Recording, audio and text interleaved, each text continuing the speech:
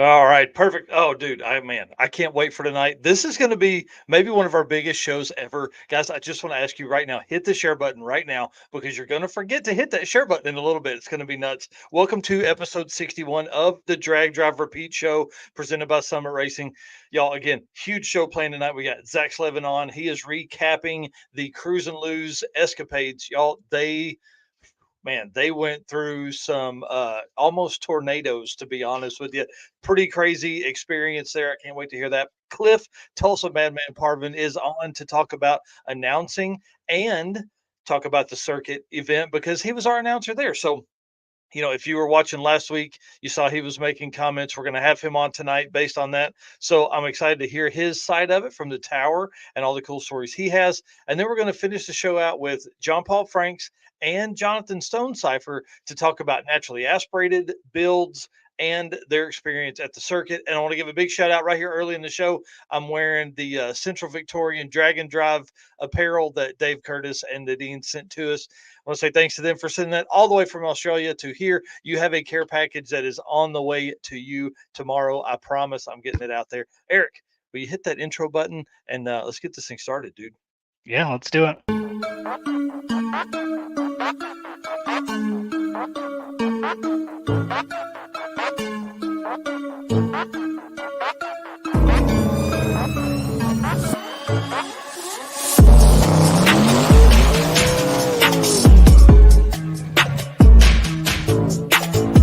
We're gonna pack things up and hit the road and try to make it the next day.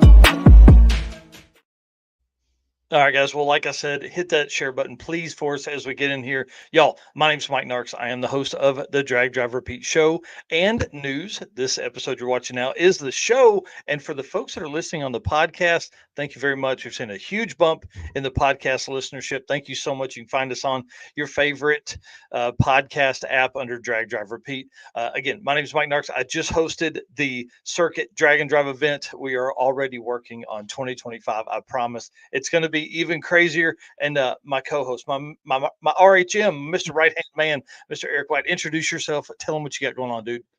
I am Eric White. I am the co-host for both the show and the news. Photographer, took 2,600 photos at the circuit, still working through those. So I see Johnny Allen in here. Shout out to all the photographers that busted through those photos, because after a full days of work, I'm struggling to get through all these photos, but they're so good. They're so good. I can't wait to release them. So photographer, I do graphic design work for Drag Drive Repeat. I did it for the circuit, other drag and drive events. Back to being a rising creator on Facebook again. That comes and goes. And then when I'm not doing all of that, I'm growing my channel, which is 815 LSX Swaps, which we're just about to cross 3,600 subscribers. Dude, that's awesome. Congratulations to you. It's been a busy several months. We've been hitting it pretty hard. I would like to say we're going to take a break, but we are not, because the season is about to get started. That's for sure. And guys, we can't do all of this without you guys, right? This is what you are, what makes this world go round. Our race car friends, the folks that are out there making comments. I see all the folks here in the chat already. Danny Fatka, Johnny Allen, Aaron Roberts, and Fast Ranger Motorsports already making comments for this episode. Thank you so much for that. We appreciate that. And guys, we can't do it without our sponsors. They make the travel possible. They make everything that we do possible here. Summit Racing, Molly Motorsports, Driven Racing Oil, Car Chains 3D, Howard's Cams, Performa Built Transmissions, Sweet Patina, and Racing Junk Classifieds. all make this all possible right here. And guys, our newest media partner, PowerTube TV, have you been watching that? Dude, we've been on their podcast channel a lot lately. Every time I turn that on, we are within the next couple hours. So thank you so much for the support to PowerTube TV. I want to give a big shout out to them. And if you haven't downloaded that app, please do that right after you get done watching this. Well, like I said, we have a fun show tonight. I see Zach is backstage. Jonathan Stonecipher is backstage. We were talking before the show kind of about the circuit and what we can do for 2025. And y'all, I'm telling you, it's going to continue to grow. It's going to continue to grow. It's going to be great. Well, let's move. Let's move to the next spot here because we got to talk about Summit Racing. Obviously, the presenting sponsor of the Drag and Drive show, the Drag and Drive News, the Drag and Drive Awards show, which happens at PRI every year. The first annual event, the inaugural event happened in 2023. We're doing it again for 2024. I've actually been talking to the lady. We are trying to get in a better location already. If you sign up for one time and then you start asking for things, I think that's how that works. We took our beatings the first year. Now we're gonna request a lot of different stuff for this next year. But one of our biggest things is to be closer to the Summit Racing booth at PRI because they're our biggest supporter. And Summit Racing Speed Legacy began in 1968 as a one-man startup and is now the world's speed shop. 4 facilities, 200 plus catalog editions, fueling your passion. They save you money, deliver fast, and offer top-notch customer service for more than 1,500 brands. In 2014, they launched the Summit Racing mobile app for easy access to speed parts. Find them on Facebook, Instagram, TikTok, and YouTube. Also, you can find them on the On All Cylinders podcast for more automotive discussions like what you're listening to now. And from humble origins to the social media lane, Summit Racing stands by your need for speed. Find your next speed parts at summitracing.com. Hey, we forgot. We didn't even talk about this. What is that? Tell me. You becoming the social media manager of Tulsa Raceway Park and Tulsa Speedway. Yeah, hey, listen, this is a big deal for all of us in the Drag and Drive community. If you guys don't know, Tulsa has been a big part of Drag and Drive community for a long time. 2014 they hosted the Hot Rod Drag Week. There was at least a stop there. I think it was just a stop during that week. For 2014, that started it all. And then Rocky Mountain Race Week is back there again this year. I cannot wait. That is my goal now, is to begin the conversation with local people and the more than 130,000 followers, 140,000 followers of Tulsa Raceway Park, to bring them into the Tulsa Raceway Park for Rocky Mountain Race Week. I cannot wait to show all of those fans all of this stuff. So yes, I did accept that position earlier last week, and then we made the announcement on Monday, and I can't wait. It's going to be so amazing to do that, and we're already seeing some change. We're already growing already from that, and it's only going to get bigger. It's only going to get better, and I can't wait to do what we do here over for Tulsa Raceway Park. So thank you all for the support. Thank you for the phone calls. Thank you for the text messages, and thank you for the kind words on all of the Facebook posts that everybody had out there. So cool. Yeah, Ethan here saying he does the cars, coffee, and drags there. Bring it on. But I'm excited to see all the new people. That is the one great thing. We're going to have an opportunity to really meet a lot more people, and my ulterior motive in a lot of that is how do we get drag racers into drag and drive? I mean, that's what it is. So I don't know. I'm really pumped about the opportunities that are ahead of us for the Drag Drive Repeat brand, plus the Michael Narks brand. Like it helps us all grow and helps us get bigger and all that kind of stuff. I see Jonathan Stonecipher says 2014 was the host track, and also 2013. So pretty awesome. So it sounds like we need them back. That's what I'm hearing. That's what I'm hearing. So, all right. Well, if you want to, let's start the show out because we have so many guests. Let's start the show out with the Molly Motorsports Co-Pilot Spotlight. So if you'll do the ad read, we can get into talking about Krista and John Long. All right. Attention high performance enthusiasts and sportsman class racers. Meet the Molly Motorsports Power Pack Kit, your ultimate solution for power pack performance. The Power Pack pistons are either made from 4032 aluminum alloy to allow for tighter cylinder-to-wall clearances and improved temperature stability, or 2618 alloy to allow for increased detonation resistance. Tailored for various engine families from small block Chevy to Volkswagen and Audi, they've got you covered. What sets them apart? It's forged pistons, graphite coating, and phosphate treatment for peak performance and durability. Elevate your ride with Molly Motorsports, where performance meets precision. Unleash the power within. Visit mollymotorsports.com for more details. And for those podcast listeners, Molly is spelled Mahle. All right. Well, this week's spotlight is going to be Krista and John Long. One of my favorite cars of race week, this little Chevette with a V6, which is abnormal, spraying a little bit of nitrous, running in the 13.0 index. Super cool. So they flipped seats this year. John was her co-pilot and she's been his co-pilot for a while. So of course we have the Molly Motorsport co-pilot spotlight. Well, Krista submitted some stuff. So when we asked, what makes a good co-pilot, she said a good co-pilot never lets you give up. There will they will even be there if you are the last car going down the track that night. A good co-pilot is someone you can count on until the bitter end. That is so true. And I'll tell you a great thing about them, they are a power couple, obviously husband and wife. Husband and wife teams are pretty rare within the drag and drive community, but Yeah. the ones that I see that can make it to two events, they are the power couples of the of the whole community. It's pretty amazing. There's several of those folks that are out there that make that happen. I know that my wife and I could never do that. I know we couldn't. One, she's not a huge car person, but two, man, I get Yeah. pretty snippy when I don't have a lot of sleep, and she gets snippy back. So it's pretty wild. Pretty wild. Fast Ranger Motorsports here saying Molly Power Pack 2618 pistons hold up to 800 horsepower shot of nitrous. My man.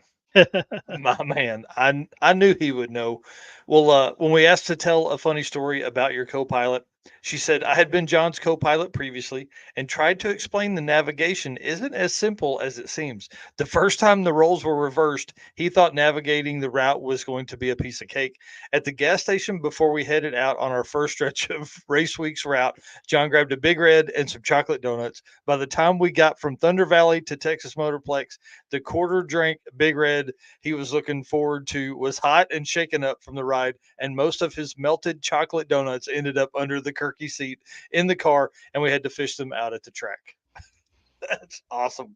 Yeah. He's her whole story is full of stuff like that, and you can see just on his face how much fun he is actually having there, eating gas station pizza and surviving. That's basically what you do on a drag and drive is survive.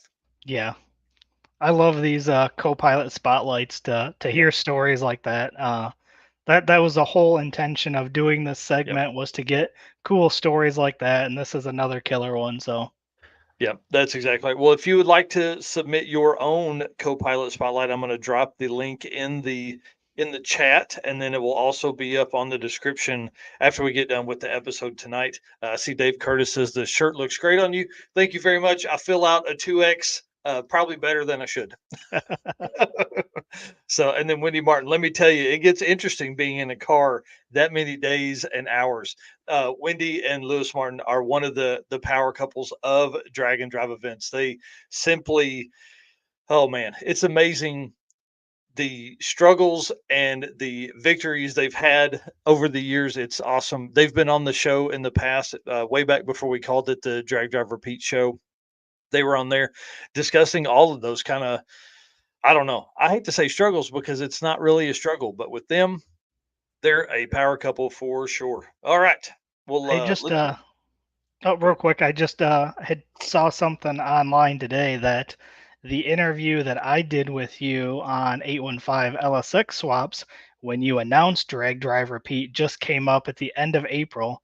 So I can't remember if it was 2 years or 3 years ago. I don't remember offhand, yeah, but that had just happened. So yeah, I thought that was pretty cool to see. man, that's great. It was early 2022 when I started Drag Drive Repeat. So Yep. it's been a minute. It's been a minute. Yeah. Thousands and thousands and thousands of posts and pictures and videos and interviews and all that kind of stuff. All right. Well, we're gonna be out of time if we don't move forward. So if you'll do the read for the Driven Racing Oil Events update, we're going to change it up a little bit this week. We're going to actually have guests on to talk about events. So it's not going to be us running through the next 6 events. It's going to be kind of hammer time through these. So if you want to do that, we'll bring on some guests. All right. Why gamble with performance or protection when you get proven results from Driven Racing Oil? Trusted by top engine builders, winning racers, and devoted horsepower enthusiasts around the world. Driven takes legendary base oils such as the ones from Bradford, Pennsylvania, which comprise their GP1 line. Then, Driven boosts that superior base with state of the art additive packages.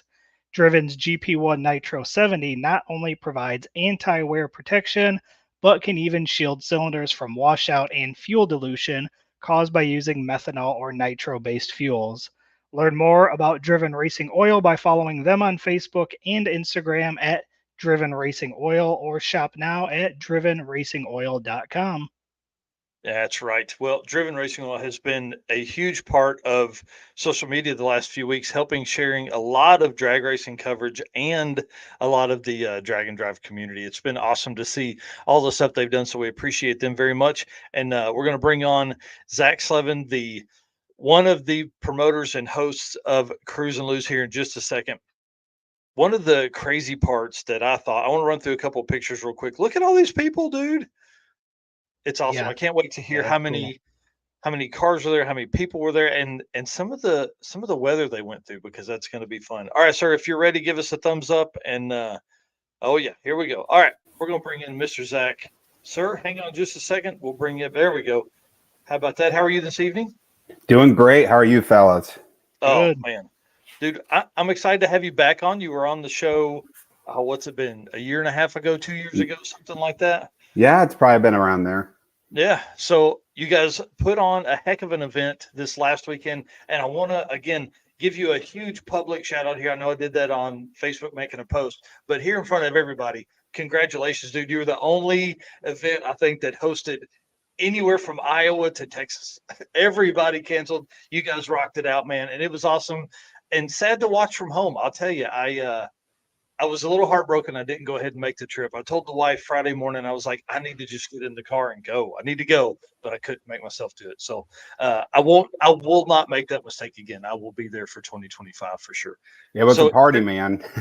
Oh, dude, I'll tell you. Well, introduce yourself, and then let's get into it, man. Let's talk about kind of the tracks you guys visited, the classes that you had, and all that. Well, I'm Zach Slevin. I'm top 3 host of Cruise and Lose. And that's about it, I guess. So we've been doing this, I think, 3 years now. And Yeah. It gets wilder every time, I swear. Yes, that is for sure. I don't know if you guys want an intro to just like how the event started and stuff, but I kind of got a paper wrote down of all the stuff. Let's do it.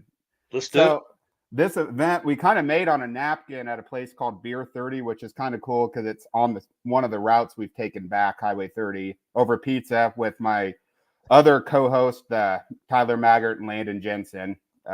We came up with the idea because, I mean, if you've been under a rock lately, all the tracks are having problems staying open. I mean, look everywhere. So we wanted to support our local ones that we have, do something fun. And we always thought it'd be kind of nice to have a nice entry level event for people to do before they dive into a week-long event, because if you've never done this, even a small event like this can be pretty hard on a car, and you got to know what you need to change pretty quick. Yes. Yeah, I feel like I say it all the time, man. I feel like regional events are the gateway drug into drag and drive. Like, more people should do regional events because it gives you that chance. Or this is a great way for seasoned veterans that are going to race later in the year to add one to their mix. Yeah, I mean, I hate to say it, but man, right, like for me, it's hard to get time off. It's way easier to take a day off and do a 3-day or 2-day event versus a week. It just that's how I roll, anyways. Right. I guess the tracks we visited this time around were I-29 and Kearney Raceway Park again. We did not do Ottawa. Yep. And you guys had planned to do Ottawa, right? But the rain is what kept you. The rain kind of killed it. It was kind of a funny story. When we left the drivers' meeting, we were planning on heading there, and how we got notified was a bunch of our participants started sending us screenshots that the track was closed for the weekend. Oh no! So talk about, you just like look at your phone, you go, Uh-oh. I Scramble think the mode. term was rut-row, Raggy. That's awesome. Yeah. Yeah, certainly. So I-29 and Carney, I mean, obviously took care of you. Who was the guy that was posting? Which track was it that was like, we're going to be up at 4:30 working on the That track? is Doug Whitworth himself of I-29, and he is one crazy fella. He called me Sunday and said, dude, weather don't look good for Friday. We're doing everything we can to race Saturday. So, and he did. I mean, he was there Friday night sending me videos of him sweeping off the track from the rain so it could dry overnight. And he woke up at 4:30 a.m. to start prepping, all for the low price of Dunkin' Donuts. I mean, that's amazing, man. That's amazing. And it just shows that tracks want to race as much as anybody else does. I firmly It's not believe like they're calling it because they're like, people won't care.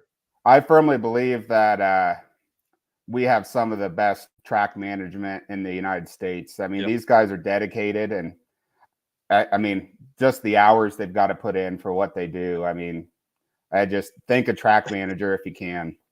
Yeah. For sure. And the same, like, so how do you figure that out? This wasn't in the notes, but how do you figure that out to tell all the guys that are racing, like, hey, what did you do? Did you change routes? Did you go by Ottawa? Did you change? So actually what happened is we changed routes and changed how we turned in slips all at the same time. So I actually had to do unthinkable things to a hotel manager because I was printing I asked her, I said, hey, can I print some copies off? And she said, yeah, sure. I'm like, she's like, how many you need? I'm like, 75 or so. And she's like, oh, okay.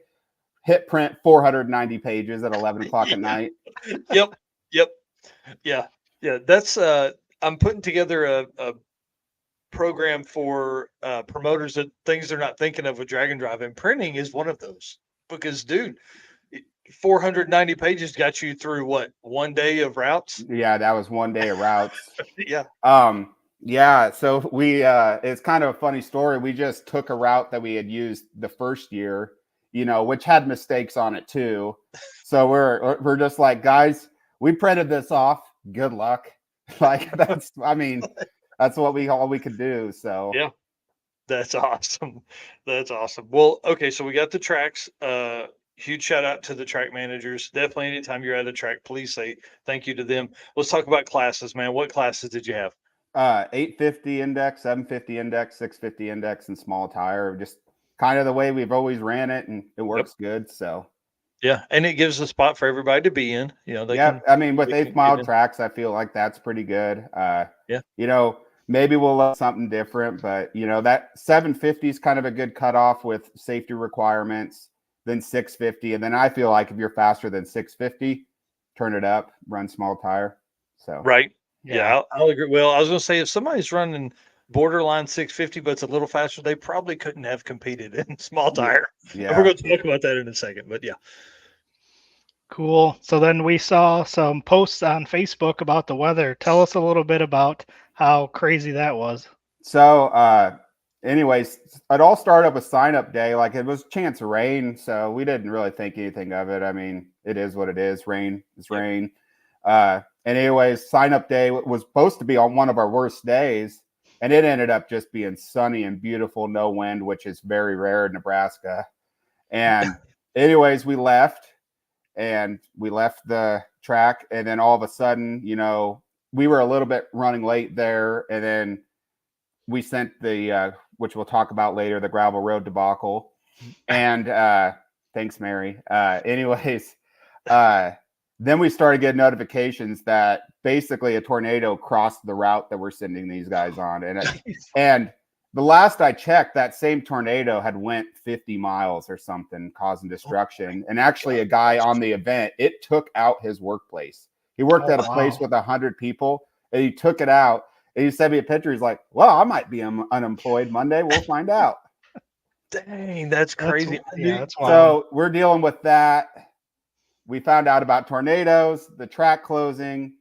Everyone went on the gravel road, by the way, besides a guy with a $150 wagon. He didn't want to scratch his rust or pit it or anything. But anyways, that's besides the point.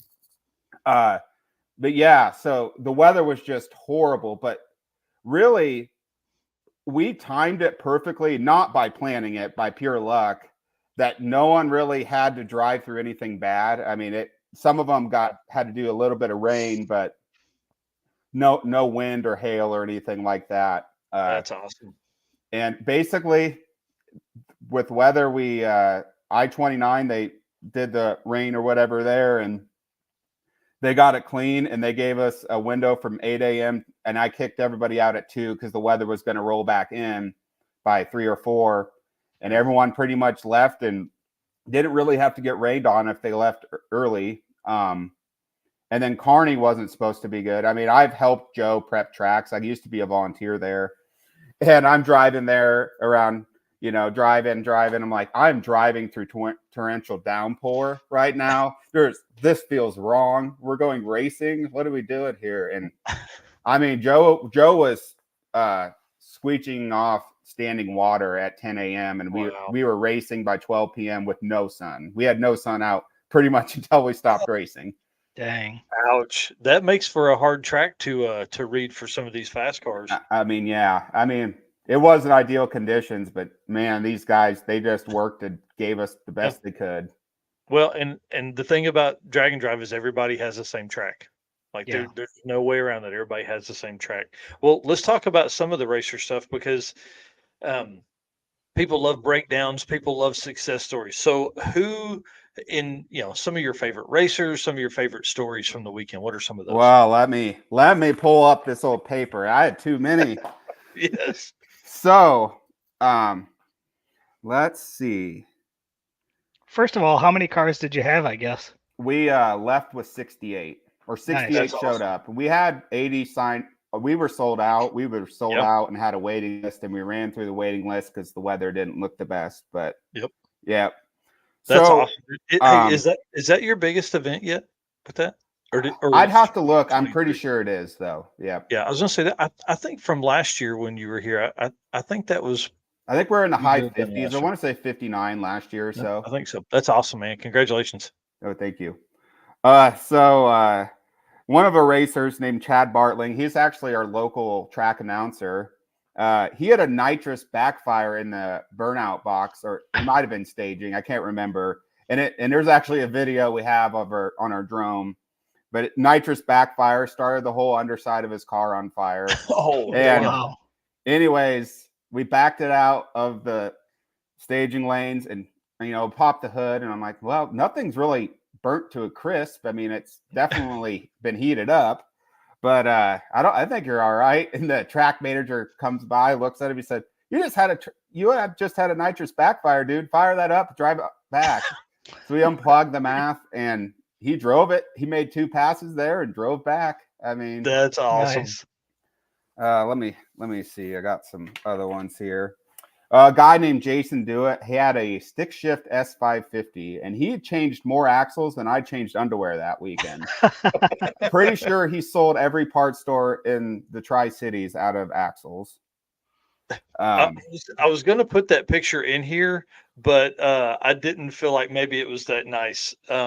But I do have some folks or some shots. That so is the car right there. Yeah, while you're talking, I'll flip through some of these. I've only got 4 or 5 of them, but. And then there's I don't know the last name, but a guy named Max. He has an FD RX-7. And he ended up having apex seals go bad.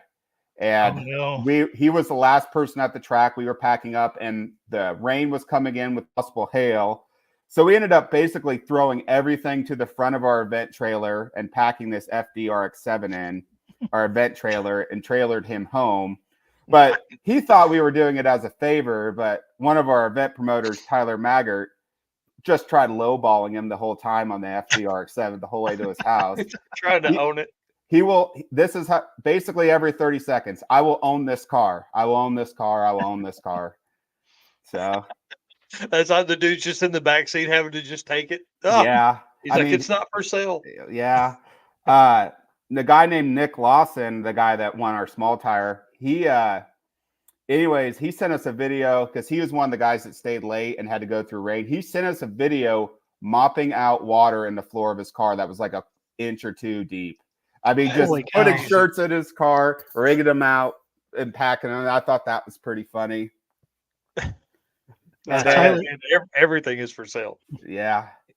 Guy named Aaron Tavener, he has a turbo square body Chevy, and he actually stole one of our tech guys because he's too young to read maps himself.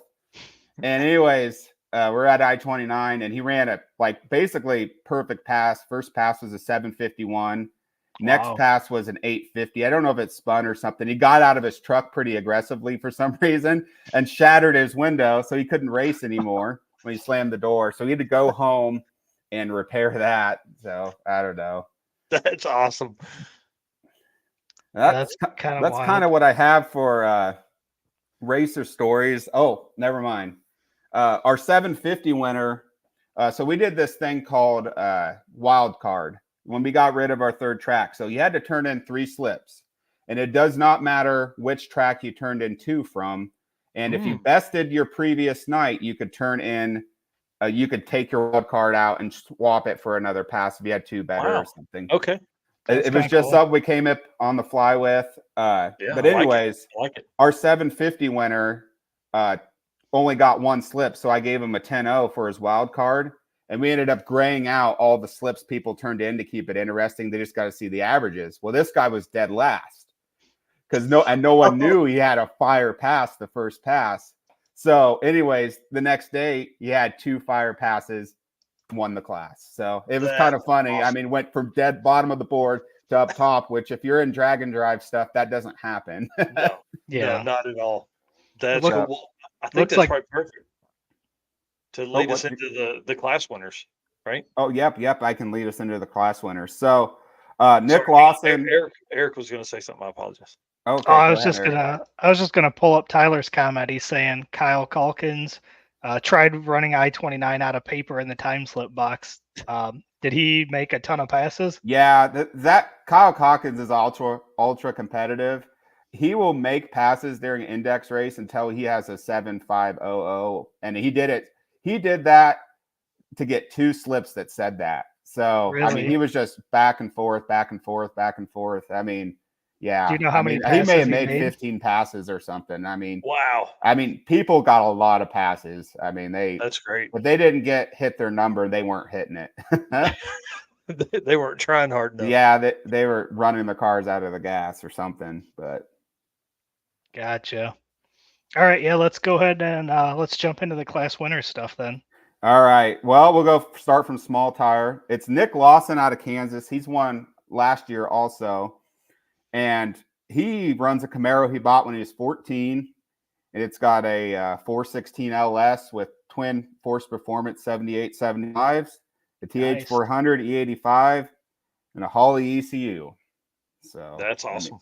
I mean he's a pretty good guy. Me and him talk a little bit because we both have kind of similar combos with the turbos and stuff like that. Pretty cool guy. He's a lineman. I don't know. Just a good old guy. Right. Looks like he had a 5.4069 average. Yep. Actually, last year he was faster, but he turned in 2 slips like that and won it anyway, so no reason to turn it up. Yeah. There's only one other guy kind of close to him, and that was Mark Grote with the Turbo Green Gremlin. So. Gotcha. Looks like he had a 5.6562 average. Yep. He was going to try to turn it up, but he had developed an oil leak he couldn't resolve. So he just said, I'm good. Gotcha. Like, I'll take second. Yeah, I'll take second. Because we ended up when the track closed that we normally don't pay for second, third, but we ended up paying second, third. And then we put an extra donation to each, the Carney and I-29. That's awesome. So that's how we did it. So cool. 650 is Kyle Calkins. I'll try to keep this PG. We have some pretty good jokes for him. So, but he races a 78 Fairmont wagon, has a 200,000 mile 4.8 or 4-point grade in it, 83 millimeter turbo, which is new this year, TH400 9-inch. And it's kind of different being on pump 91 and meth injection. That's pretty cool for something running 650, in my opinion. Yeah. Looks like he finished with a 6.5079 average with Yeah, a best pass of 6.5019. yeah, like I said, he don't mess around. His guy in second is Bill Matz, and those guys are both local guys, and they go back and forth racing each other. They're always at the end of index races racing each other. So pretty cool that they both entered. Yeah. 750. I don't know how to pronounce his name. He'll probably flame me on the interwebs later. But Braden Porcorny, he has a 1974 Camaro he built with his grandpa. It's been rotisserie restored. He bought it in high school. Wow. It's got an NA 427 LS, a 4L80, a 10 bolt. And what's cool about it is it's got full interior, vintage air, and AC and cruise. I mean, it's cool. full on street car, and it's running low 750s NA. I mean, I wouldn't touch it. That's pretty impressive. I'll put that out there. I mean, sure. it's full weight car too. I mean, it's pretty cool. I like it. Yep. It looks like he finished with a 7.5165 average with a best pass of 7.500. Yeah, I mean, I was actually announcing. I kind of announce once in a while at our events, and I was up there when he did that, and I'm like, oh, he won. That's awesome. Yeah. I was gonna say the second place, Aaron Tavner or however. I mean, he wasn't far behind, like a 752 average, 753. Yeah, which the wild card got him too, because the at I-29 he had to turn in an 853 when he broke his window. So he was also on the bottom of the list. So it kind of got some people, but we kind of like it. So yeah. And then looks like you had, I wanted to give a shout out to some other racers in that class who Steve Smith and Seth Little had a 7.505 pass. Yeah, Steve Smith, that's pretty cool. It's a full weight Chevelle, big block Chevy built by one of our sponsors, Wishman Performance. And I think a 4L80 built by Corey Petska, which is a sponsor also. And Seth Littrell, I could be wrong, but I believe it's still a stick shift, but there's so many F bodies. Last year was an F body meet pretty much, but right. Oh, sweet.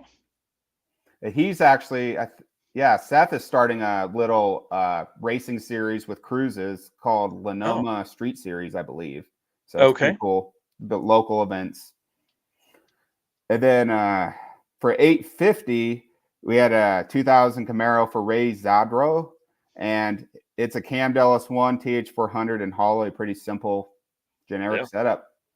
Yeah. And an 851 average, that's pretty salty. Yeah, I mean, I was pretty impressed how hard it was actually to win one of those classes. It wasn't like the winner had an 855 or something like that. Yeah. Yeah, I mean, because like that 851.34 average for Ray with an 8505 best ET, and then second place, Rudolph Zinser, I think is the name. I mean, Ray had an 85134 and Rudolph had an 85181. I mean, dude, that's tight. That's tight. I mean, I think that comes back. We just got lucky with both tracks. We got to run for. I think I-29 we ran for nearly 5 hours. Wow. 5-6 hours, and Kearney we ended up 3.5 hours ish. We ran cars, which was good enough. I mean, got to send people home at an early time and stuff like that. Because we had some far drivers, some guys from Southern Kansas, Sioux Falls, and there was another one that I can't remember where. I think he came from Minneapolis area or Minnesota area, somewhere around there. But how cool! Yeah, you guys had a great mix of cars. It was like late model stuff, like the Mustang, and then obviously Kyle Calkins' car. I'm a huge fan of that car. I mean, if you don't like a Fairmont wagon, there's something wrong with you. There's so many cool stuff, like have a 1300 horsepower GTR to a J Series supercharged Del Sol. I love that car. It's just he's just begging off the rev limiter, front wheel drive spinning the whole eighth, and it just makes you happy every time you hear him because you just know what's going down. That's awesome. Well, I know it's probably early in this, but is there going to be a Cruise and Luce 2025? And there's going to be the 2025 for sure. We're already talking about dates and what we're going to do. We actually are thinking about doing some sort of shootout at Kearney Raceway and maybe 129 or something like that. But James Zazil, that guy, Northern Wisconsin, Bring me some cheese cool. next time. But anyways, yeah, we're already thinking about it. Maybe moving it out into later in May or something like that. Yeah. Try it again. Yeah. I don't know. We're trying to see if there's like any volcanic activity in Nebraska to drive people by that, because we've already had every other weather under the sun. I don't know if we can get a tsunami or something. That's a good one. Yeah. Volcanic activity. That's what we're looking for next time. Yeah. Well, dude, I want to say thanks for coming on tonight. Listen, your event is definitely on my list for 2025. Eric doesn't live super far from there, so I think we probably just need to drive up and meet and do the weekend. I think it would be a lot of fun. I definitely, we had talked about kind of in a group chat with you and the other promoters, kind of a triple crown deal with King of the Open Road, and we're already talking about our dates, which kind of conflicted with yours, sadly. Yeah. And so that's kind of why you guys moved around a little bit. So let's work together. Let's all three work together, figure out a time that would work for all of us. And I'd love to do some kind of triple crown deal for somebody that's willing to make all three trips. Yeah, and my car is kind of up and going again. So I definitely want to try to do some racing. So yeah, I've had it out a few times. Kind of doing some shakedowns. I went a 560 on 15 pounds. And come on. So we'll try to work that out later this summer. But I'm trying to see if I have anything else that you guys need to know about, because there's so much stuff. Yeah, there's so much. It's really funny because when people start talking about week-long events, it seems like there's not much time. But in a weekend event, dude, how many miles did you drive? I guess is a great question. Oh man, I don't know. 450, 500 miles, somewhere around there. It's crazy, dude. Because I know the route back was 219, and I want to say it was 234 there. Man, that's run a 45. No, he probably means DSM boost. Run 45 pounds. I'll try it. Yeah. There you go. We ended up stopping at the Museum of Speed, which is right by Speedway Motors in Lincoln, and they ended up giving everybody free access to that museum, which is 3 floors tall. It's pretty sweet. Wow. And that was a great way to 520 miles. Thanks, Marshall. The event promoter don't even know how far I made you drive. But anyways, it was a great way to basically kill a night, with track closings and stuff. I want to see. We talked about pretty much. I just wanted to see if there's anything I missed that you guys absolutely needed to know about. Yeah, for sure. Well, obviously, folks can find you guys on Facebook. Yep. I guess you wanted. Go ahead. We kind of had a guy named Elijah Maleza, which he placed in one of our classes. I want to say 850, a second or third. He got best honker, and then with Speedway, whoever did the tour got a ticket for a gift card. I think it was $300, and he won that too. So he won 3 things at the event. Awesome. That's awesome. All right, dude. Well, again, we don't need to wait a year to have you on. We need to hear updates on the DSM. We need to hear updates on all the stuff you got going, all the cars you got going on, and then kind of as you guys wrap into dates and things like that for 2025, come back on, man. Keep us updated, and we'll keep everybody out there updated as well. Yeah, I'm happy to come on as long as you want to listen to me. Dude, we need to find out.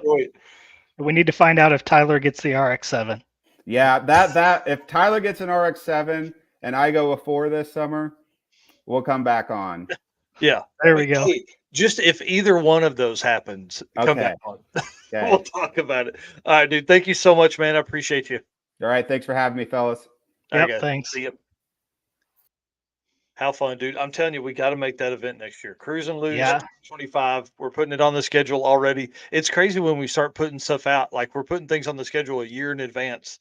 Yeah, I didn't realize they're only about 6 hours for me. So not horrible when I drove 9 down to you. So yeah, it'd have been a hard turnaround. I really looked at it that Thursday night, Friday morning, because it was the only event that was going to be that weekend. And it was like 500 one way. And man, that was going to be tough to get up Friday morning and do that and drive into that kind of weather, because everything had been pushed back or postponed or canceled, leading up to that, and I would have driven right through the rain the whole time. Well, guys, listen, let's bring on Mr. Cliff Parvin. I'm excited about this. He is our announcer for the circuit. He was here last year, came back this year with a vengeance. It was so much fun, and I'll tell you before I get on and make him embarrassed a little bit, but him being there elevated the event 5 steps. I'm telling you, it was amazing to have him on site. And I say it's one thing I didn't have to worry about, but y'all, this dude had it figured out. He knew where to go, when to be there, what to talk yeah. about. I didn't have to worry about anything. And if I came across cool stuff, I could text him, and it was 2 or 3 minutes, and I'd hear it over the announcement. It was really cool having him there. So we're going to bring him on, and we'll talk about his experience at the circuit. Mr. Cliff Parvin, the Tulsa Madman, how are you this evening, sir? I'm amazing, guys. Thanks for having me on tonight. You broke my podcast cherry. This is my first deal ever, so thanks, wow. guys.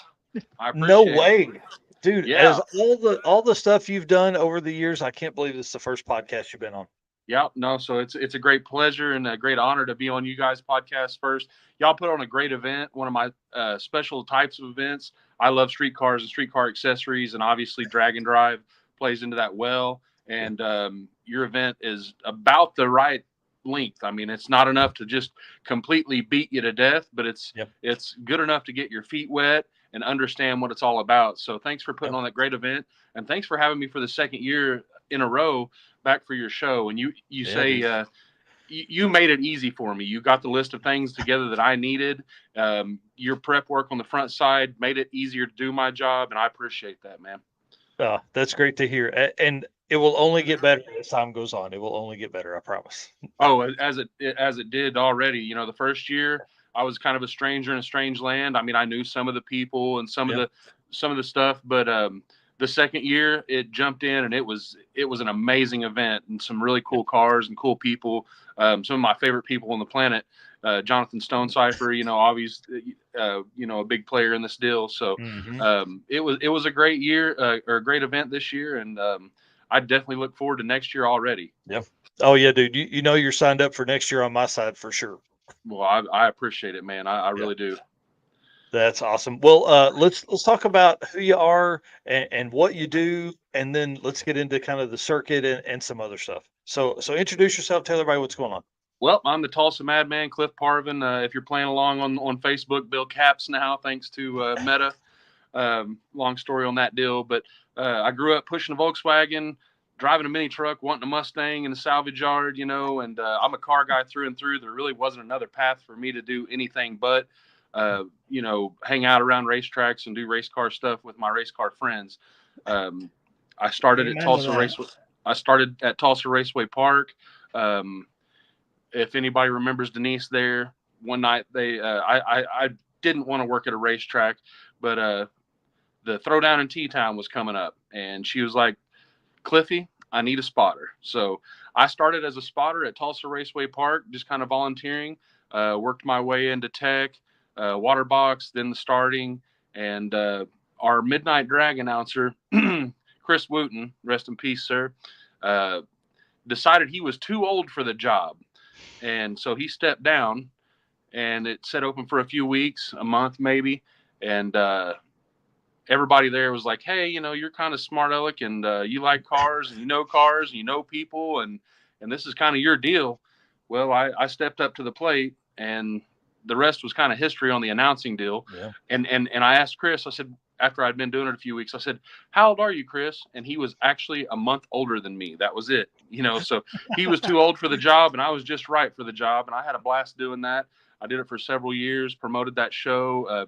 It grew from just announcing to promoting to cutting radio ads. And I felt like I built the program up pretty nicely, and eventually stepped away to start traveling with Import Face Off, which was another great event that travels the country. I think they do 37 or 38 shows a year. Yeah. And Cliff hired me on to come along for that ride. And I flew all over the country and got to see some really cool stuff with him for a while. And when COVID hit, I decided that I didn't really want to fly anymore. And I had already been working with the guys over at Streetcar Takeover, a great group of guys, Chase and Justin and everybody involved. And kind of went that direction and been doing that. I also announce FL2K. I do the circuit. I do a lot of little odds.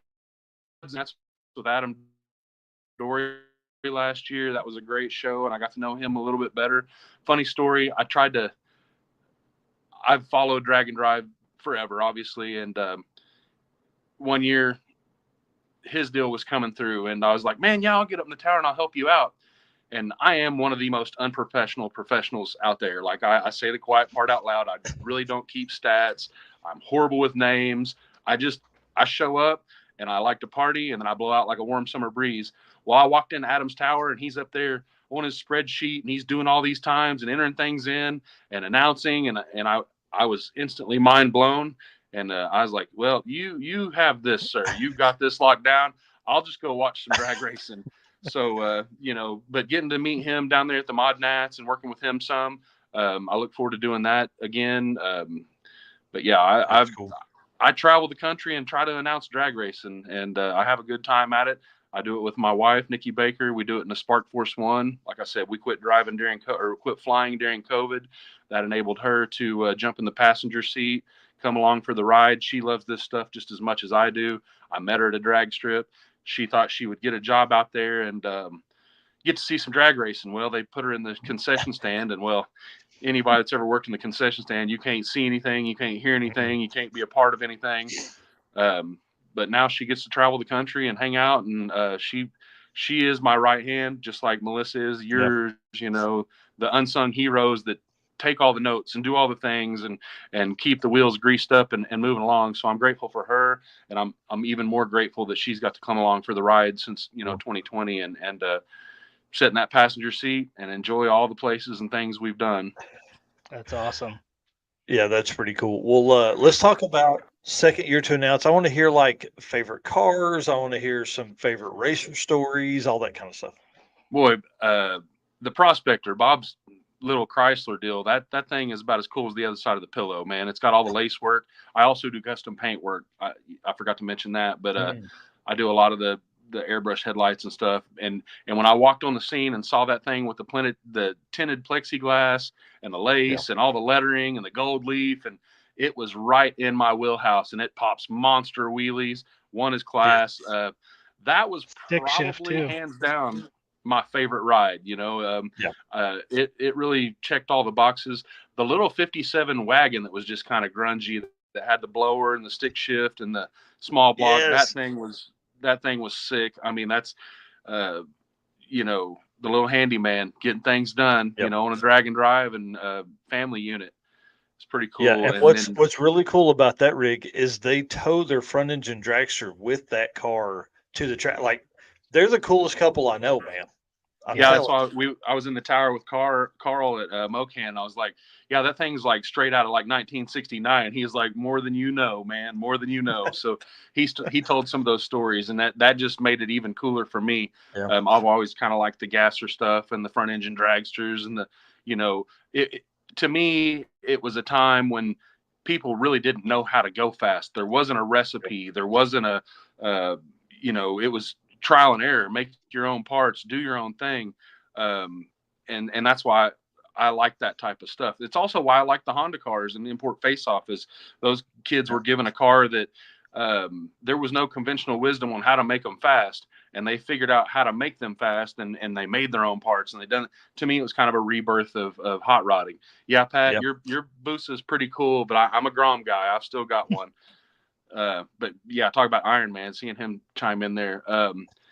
Let's see, 2,300 miles in a weekend on a Busa, no trailer, all the way. I didn't think you could get that far away from Oklahoma or from Kansas in Texas. Like, when he was the longest traveled rider or person in the event, and we had people from Colorado and all over everywhere, I was like, let's do the math on that again. But sure enough, on a Hayabusa with no trailer and just Iron Manning it out, that's pretty rad. That's Stonecipher's car. Obviously, I've been around that car since it was Todd Kitchen's. It was cool seeing Todd there with his family, his daughter and new husband, both of them racing, and Todd going along for the ride. But that Nova, Stonecipher's is it's kind of an icon where I'm from. I've watched that car go from nitrous to Pro Charger to turbo back to nitrous, and then Stonecipher got it, and he's had everything under the hood, from all motor stuff to whatever you can imagine. So that car always been a favorite. Man, there's just a ton. I love them all. That's the problem. Is like it's hard for me to pick a favorite because it's like playing cars. You just throw out the box of Hot Wheels, and obviously you wanted them all for a reason at one point or the other. There's some.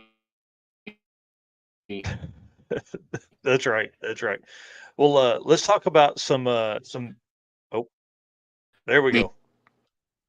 Man, I don't know. There we go. Okay, caller, you're on. Yeah, right. Sorry, it was a little glitchy here on my side. I hope it wasn't for everybody else. But let's talk about some racer stories. What stuff did you hear about? What stuff did you enjoy talking through as you progressed through the weekend? I didn't really. I'm a weirdo on the. I don't like to intrude on people's space when they're having a bad time. I did pull over for Kuda Rick and Sharma. They were having some cooling problems, or it ended up being some valve train problems. Tried to talk to them for a minute. I pulled over and talked to Red Hot Scotty, another cool dude. Him and Keaton had it out for each other all weekend as a friendly little back and forth, which, that stuff makes what we do fun. As an announcer, when you can build on someone's story and Keaton may or may not have taken the big red hat off of Scotty's trailer. And I woke up to that, and I was tagged in the post, and I started reading it. And down about 10 or 15 comments, Keaton was like, "Is there a reward for the hat?" Instantly, I was like, "Sus." These guys, they're sitting right next to each other. There's been not bad blood, but there's been some banter back and forth, and I'm like, "Yeah, this deal's reeking of a fellow competitor here. So let's just don't get too crazy and too carried away." And they handled it like gentlemen. He got his hat back, and then Scotty drug him, and made it happen. So it's cool to get to see stuff like that and hear the stories. Get to meet those guys a little better because, like I said, I like sitting in the tower and kind of not being the puppet master, but kind of being the puppet master, just kind of seeing it all work and not really being hands-on involved. When I was doing the midnights, I was hands-on involved, and sometimes you get what you want, you never want it again, Right. I can appreciate that. Where you're running around with a folder trying to get everybody's name and backstory and all the stuff. That can be. And your wife is behind you trying to take notes as fast as she can, and she's getting frustrated with you because you missing every other word. And like I said, those unsung heroes. And congratulations on the job at Tulsa. Like that's. Hey, I appreciate that. Thank you very much. That's a good deal. And like I said, that's where I started my whole process. So congratulations on that, man. Well, I appreciate that a bunch. I'm really excited to be able to kind of highlight, I have felt like looking at the history of the social media of the track, it's been the next event, of course you probably know Jimmy's like, what's the minimum but most impactful thing I can post about, and that's the next race. What's the next race coming up?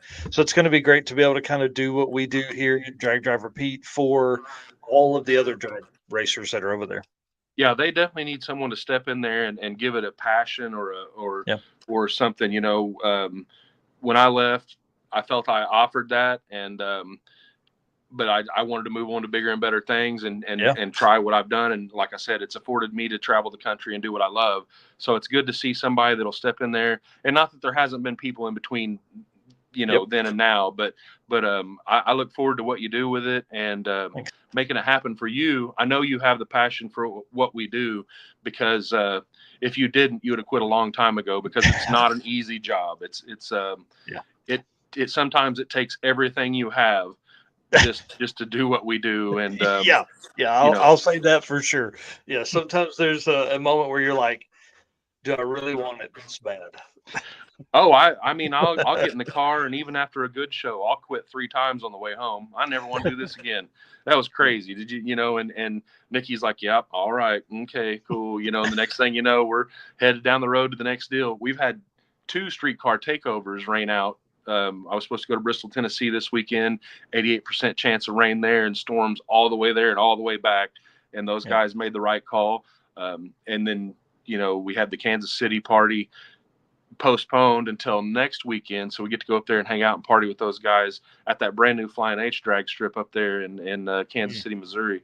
I'm looking forward to that. I was sincerely bummed when that didn't happen, but it's kind of a blessing in disguise, and we'll do it again this weekend. But when you call a race because of rain, all the internet warriors make you doubt your job. They get on there and they call you anything but a good man, and they make our job pretty hard. And with the drag and drive stuff, you never know, you don't know if all the tracks are going to be players, like was up in Nebraska and everything.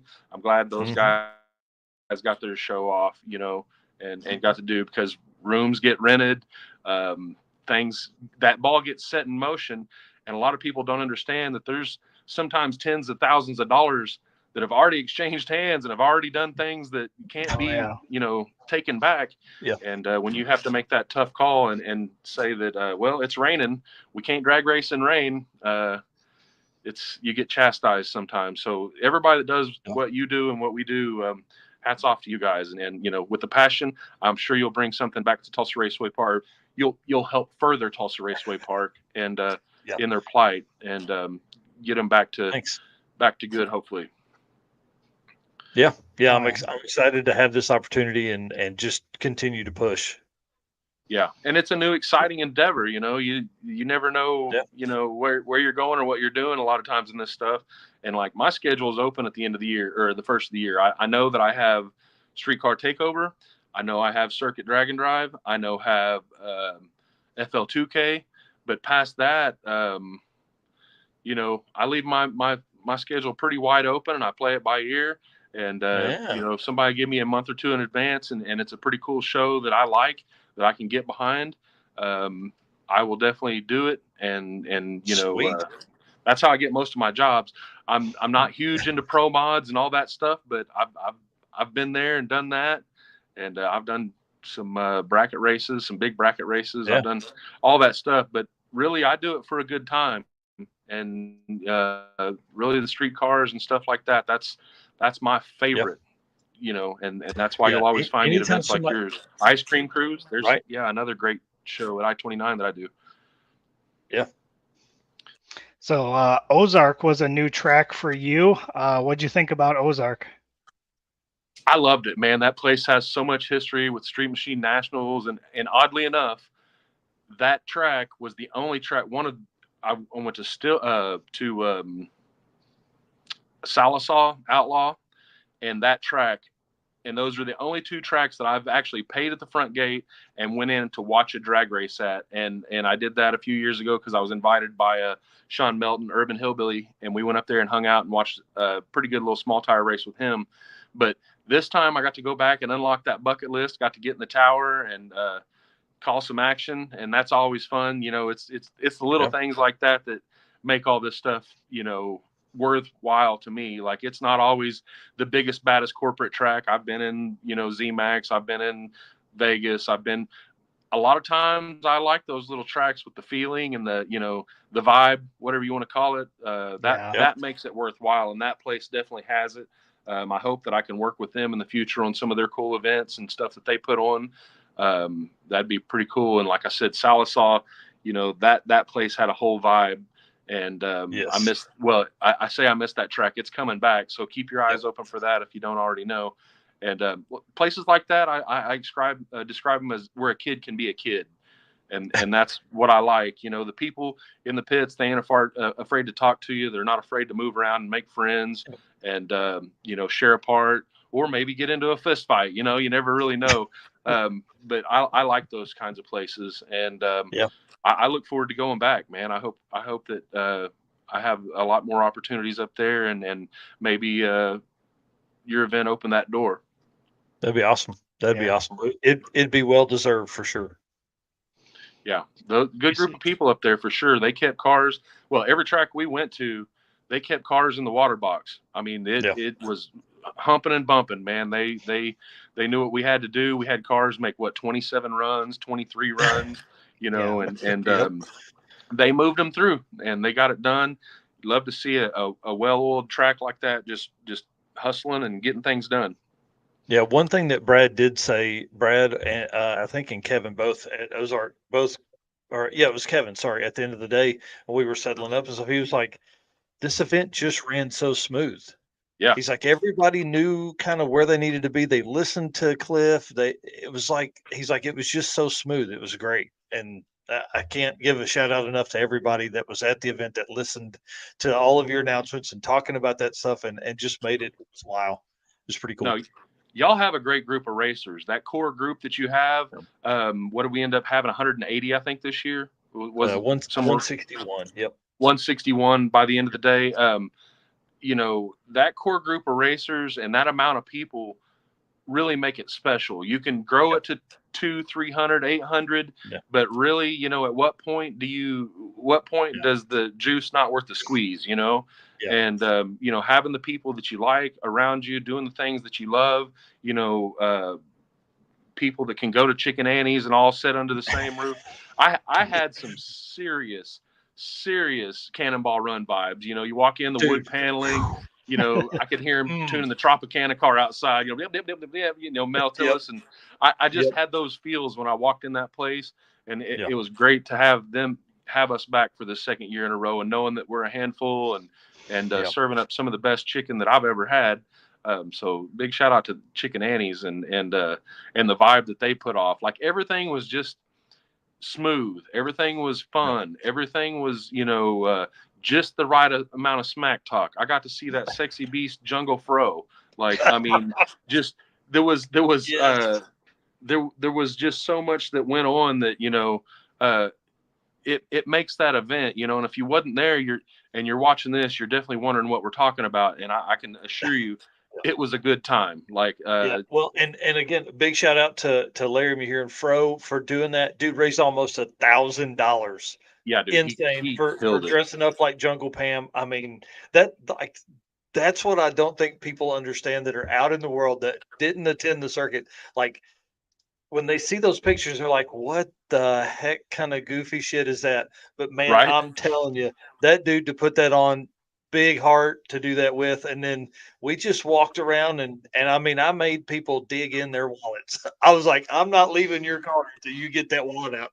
Let's raise some money for the kids. Yeah. And I mean, I got to watch a grown man rub suntan lotion on another grown man with a wig.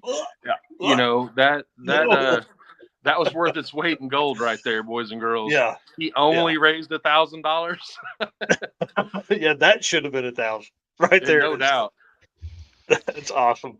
So did you get to end up hitting any of the route stops throughout the week? Yeah, I hit most of them. Again, a lot of times I'm just kind of off to the side. I realize people are there trying to get their pictures taken and do what they have to do to make this thing happen.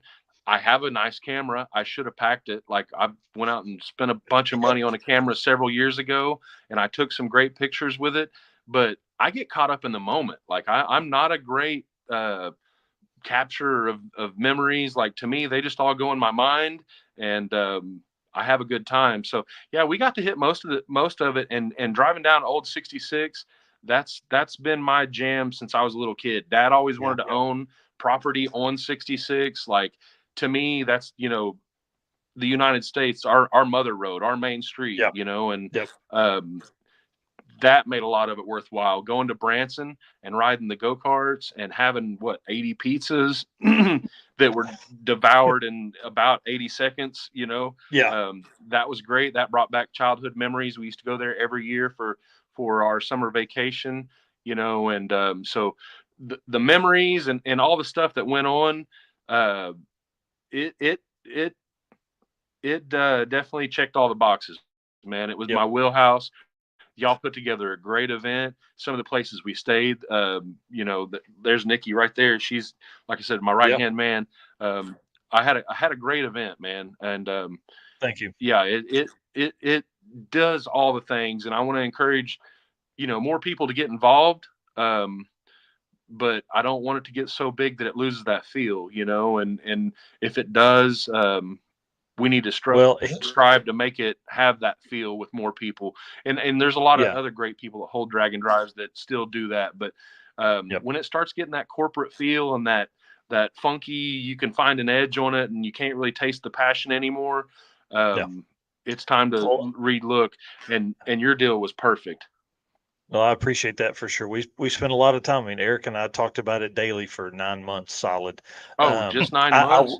I will say that, before that, it was just me talking to myself for 3 That's always fun, isn't it? Before I wore Eric out about it.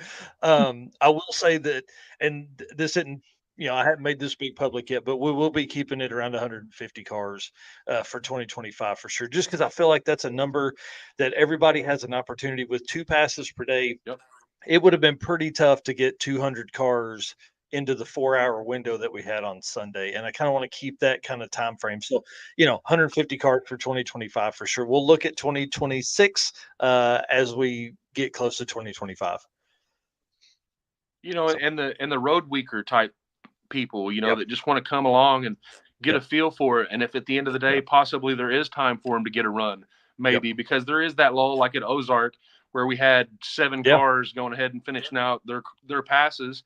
And if you've never been down a drag strip in a car, it's pretty cool. Even in something slow, it's like being under the Friday night lights. It makes your heart beat a little faster and it makes you do things a little weird. And, if you do want to get involved in drag racing, you need to make that first pass somewhere.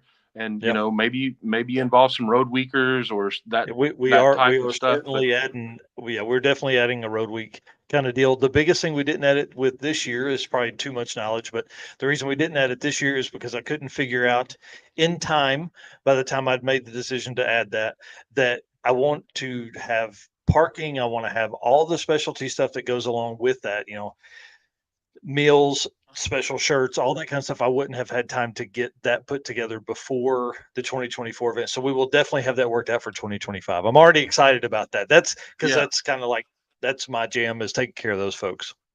Yeah. And thanks for not jumping off into something that you knew you couldn't make happen. A lot of promoters do that. Like, oh no, we can make it happen in the last minute. And, you stand on your own feet when you start doing that stuff and you start hearing things like never again. And I won't do this. And, that's a good call, and make it fun for everybody. Make it making an event like this is what we do, and to have people involved. The guy that got me involved in all this, Jeff Holloway Race Cars in Broken Arrow, he promoted the Mako series. He's now PDRA tech. He's does a lot of stuff, and he said first and foremost, what we do has to be a social event. People have to come. They have to have a good time. The cars are just kind of like the fight at a hockey game, like you want to see them and you want it to happen. But like, if you're there having a good time with your friends and family, that stuff's kind of secondary, and that's the way it needs to be, really. I mean, you got to have a good time first and foremost. You can't be that kid at the high school dance standing in the corner going, this sucks. Cause a couple of those turn the whole tree bad, And so again, thanks for stepping off that and really planning for 2025 to make that happen. I look forward to it. Yeah, dude, it's going to be awesome. Johnny Allen is messaging me here in the background, talking about already trying to figure out how he's going to make it to Tulsa to get some pictures. That dude, he's a stud, man. To be 14 years old and out taking 10,000 pictures, and he's been putting out some just fire photography stuff. It's been amazing. Well, just to have the passion for what we do, like, like I said, I grew up in this stuff, and I knew there wasn't another reason. There wasn't another outlet. Like, I tried having a real job. I tried doing real things, and all work and no play makes Cliff a dull boy.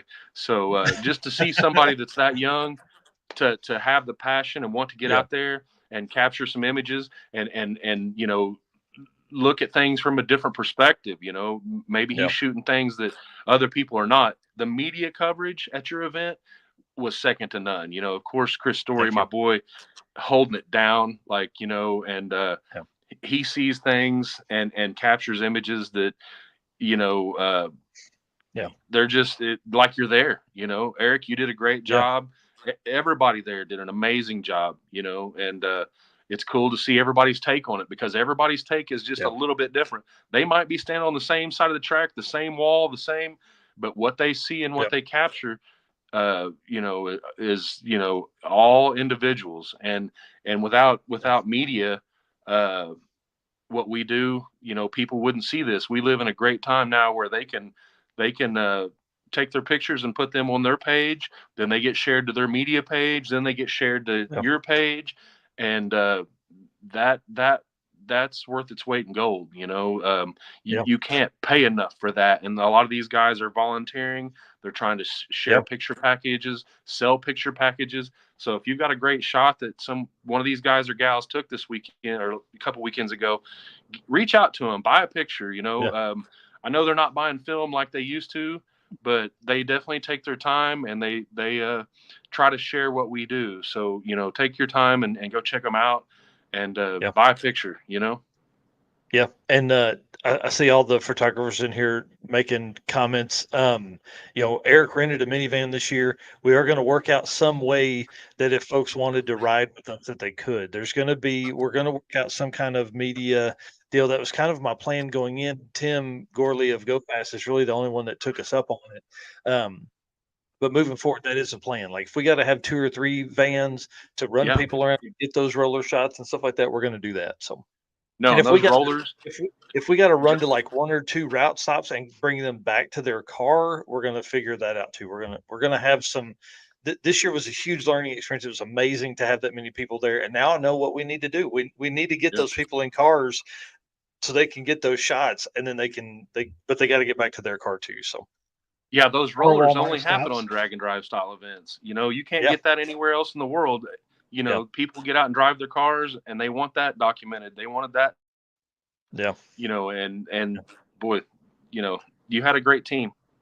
Thank you. It was really amazing to do that. Eric was a big part of. I mean, he was the right hand man. I mean, he was the one that if I had social media questions or anything, it all went to him. And then Chris Story, I think, laid the groundwork for what we will do in the future. Chris is our official photographer of the circuit for sure, and then I would probably almost say our official photographer for Drag Driver Pete, just because we use so much of his photos moving forward. All right, well, we got to wrap up with you because, man, we got Naturally Aspirated stuff to talk about. Where can people find you? Where can they follow you? Where can they see you? All the stuff you're doing, dude. Really, basically, I'm Tulsa Madman on YouTube, Bill Caps on Facebook. Haven't started another Instagram. Thanks, Meta. Love you, mean it. I just move around, and you can catch me at a race near you. Like when you hear somebody that's a smart ass and talking a little trash and a little brash and having a good time, that's probably me. I like to party. So that's just awesome. Out in the wild mainly. Cool. Well, dude, thank you so much for coming on tonight. I appreciate it. And hey, like I tell most everybody, but certainly you this time, this will not be the last time you're on this live stream with us, man. I want to definitely have some serious more conversations. The biggest thing with a guy like you and your resource is that you can help us be better. Eric has an opportunity to do some announcing at Buyer and Dragway. With my position at Tulsa, I could probably get on the mic sometimes if I wanted to, things like that. So it only helps. And us knowing a guy like you with your experience, dude. Well, if I can be a tenth of what you are, man, we'll be good. Man, there's somebody in a tower somewhere that has a wife and kids that can't travel, that can't do what I do, that's 100 times better than me. They're out there. They do a great job, and hats off to all those guys. And I appreciate you guys for having me on and having me along with the circuit again. And I look forward to it. And text, call anytime you want, man. Yeah, dude. All right, man. Thanks so much. We'll see you soon. Thank you. Bye. Yep. See ya. All right. Well, dude, I really appreciate Cliff coming on and talking about all that stuff. I see Chris White here. Yeah, made it home from the circuit 5 days later. Drove half a mile, chucked a piston and rod. Dude, that's insane. Yeah, that is insane. So some roadside repairs or something. I got to get that story from him. Chris, message me that story, dude. Let's talk. Message me your number. I'll call you tomorrow. We'll talk about all that kind of stuff. All right. Well, we got a couple of people we got to thank, of course, before we do this. And then I definitely want to bring on Jonathan and John-Paul Franks. So let's jump in here real quick. Sorry, I'll bring up the slides. Almost there, I promise. All right, guys. I want to say thank you so much to our race car friends. Thank you for being here. Thank you for hanging out, guys. Hit the share button one more time for us, real quick. It's a big deal. It's a big night for us. We've never had 4 guests on, and you can tell we're going to go over already. So thank you for being our race car friends. Thank you for making this possible. Thank you so much to our sponsors, Summit Racing, Driven Racing Oil, Molly Motorsports, Car Change 3D, Howard's Cams, Performa Built Transmissions, Sweet Patina, and Racing Junk Classifieds. Dude, did you see Racing Junk Classifieds has the new drag and drive segment for your when you're putting up a listing or searching for a listing? That's a huge win for the drag and drive community. And of course, our newest media partner, PowerTube TV. Those guys are amazing. If you guys don't know, it's a great spot for us to watch, for you to watch this and other exclusive content put out by us and many, many other automotive, I don't know, automotive entertainers. I would say entertainers. That's probably a great way to do it. And guys, the gentleman's agreement is that, listen, we love what we do. We truly do. I do this day and night, every day. Eric does this every day, every night, listens to my messages, all that kind of stuff. But we can't do it without you. Like, this isn't free. This is expensive. It takes a ton of time to do it. So, as a kind of gentleman's agreement, trade back and forth, I will say, we'll keep doing this side of stuff. But you guys, come on now, hit the follow button, hit the subscribe button, wherever you're watching this. Do that for us. Help us grow. And if you're on the podcast, man, leave a review. Come on, we got to get some of them. Help us grow over there and introduce the world to more drag and drive people.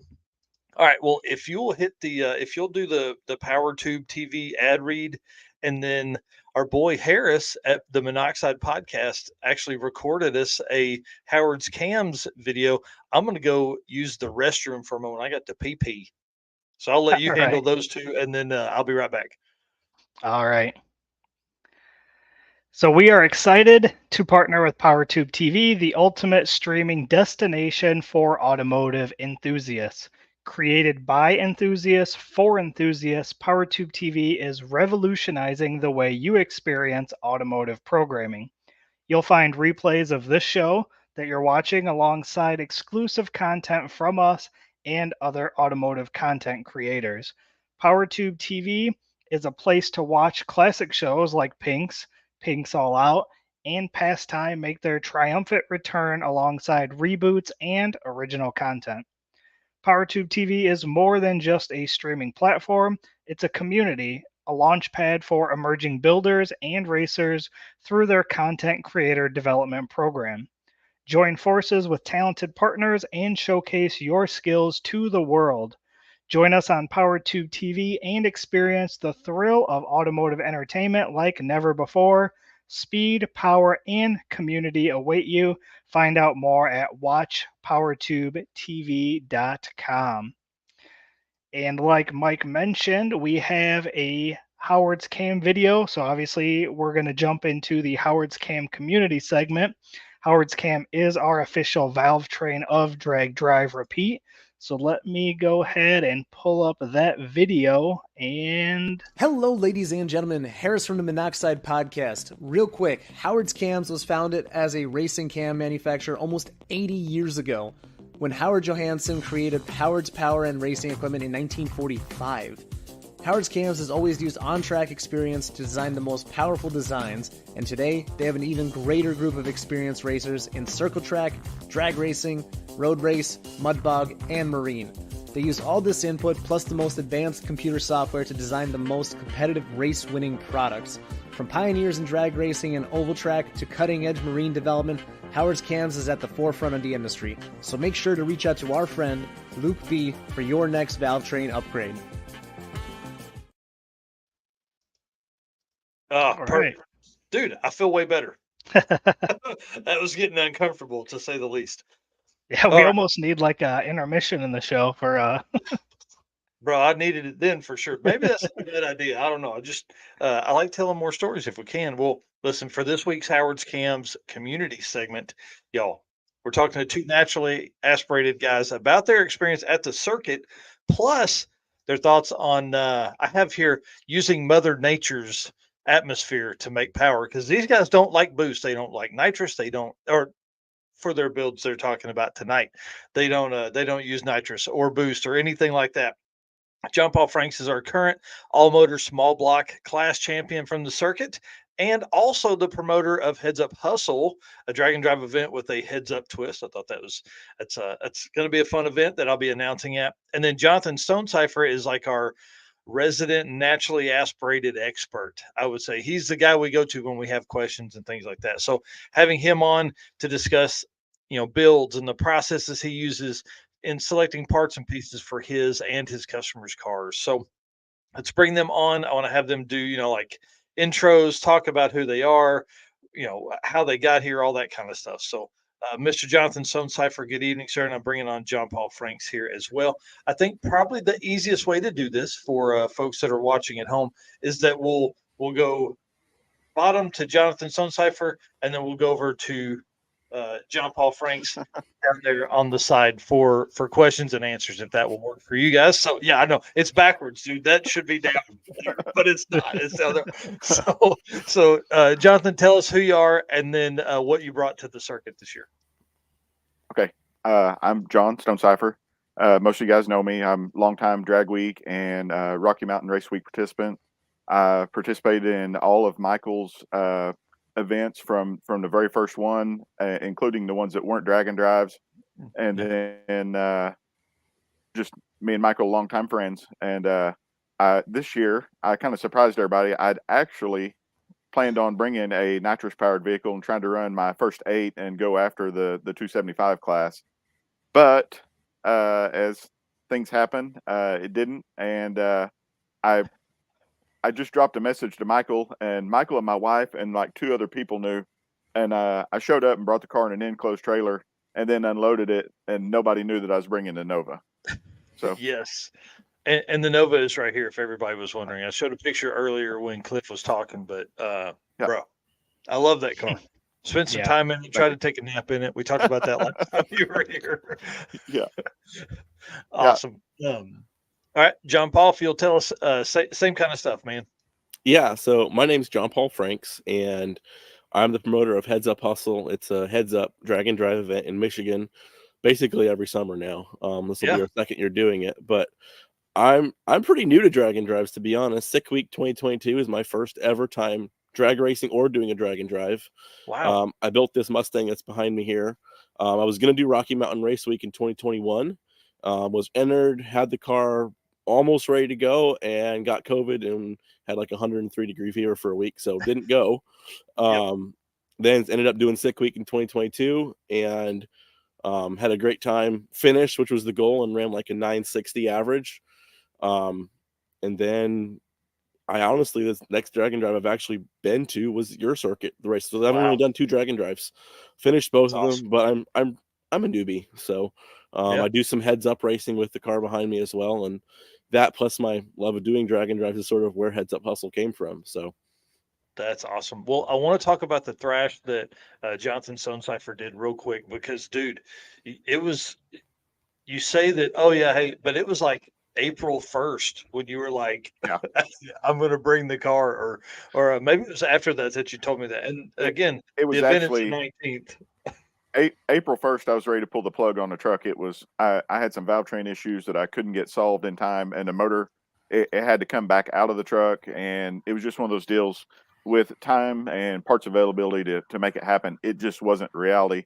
And I was mowing over, I actually had the motor out of the car because I had it in the Malibu last year, and I didn't have anything put together, just ready to go. So I just the Nova, last time I had it out, it had a sour taste in my mouth and I had some issues. And I thought, well, I know, like right now, I know the car works. I know the car will go down the track. I know my drivetrain combo is solid. The motor's the only thing that worries me because it's a little tired. And the Malibu, I had actually sold all the suspension and rear end and everything out of the Malibu because I had the car sold and it just didn't work out. You can still see it sitting here behind me, but it's got stock drivetrain in it right now, so it's like that just isn't going to work.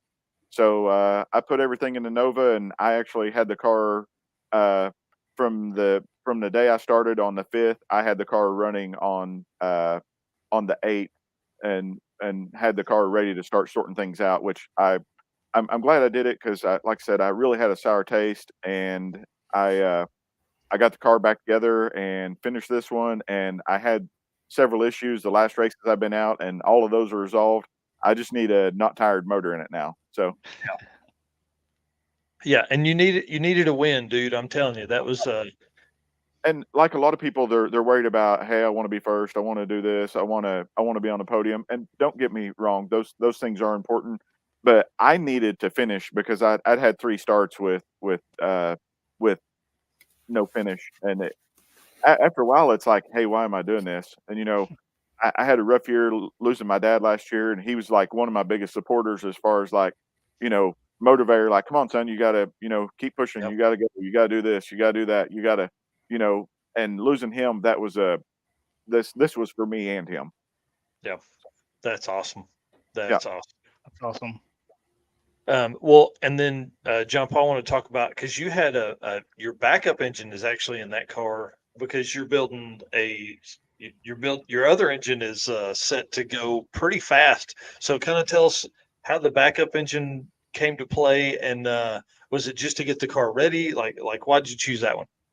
Yeah, so when I first got this car, I got it as a shell and didn't have an engine. And my buddy Terry Strange with Strange Performance Engine or Competition Engines, he had a used Roush Yates 358 NASCAR motor. So this is run in NASCAR Cup Series in like 07. So everything was NASCAR spec alternator that was all silicone together so it couldn't fall apart. Still flat tap it. Everything was NASCAR on it. The only thing we did was change the carburetor, and he did 2021 Midwest drags with that motor in his Ranger. They had some issues with electronics and weren't able to win in anything in the class, but the motor did great. So then I bought it from him, put it in this Mustang, and did 6 week with it. But it was out of power for what I was trying to do with the heads up racing I was doing up at Michigan at Milan Dragway. I was doing their Motor City Muscle Challenge. I'm still racing that. I'm actually hopefully going Saturday to race that. Nice. But anyway, that motor, I had an offer on it. A guy wanted to buy it, and he gave me $5,000 more than they bought it for. And I was like, I mean, old NASCAR motors that they're rare. So I couldn't turn that deal down. I sold it, didn't have a motor in the car, and was registered for your race the circuit last year. And Terry's like, well, I got this Hemi-headed small block Ford you could borrow. So we thrashed on that and had it on the dyno the day before we were supposed to leave for heads up or for your race the circuit last year. And it spun a rod bearing. So didn't end up participating last year. But then that was going to be a borrowed motor. But came all the way down there. Yeah, I still came and had a fun time hanging out with people. Yep. It was great. Met a lot of cool people and got to watch some awesome racing.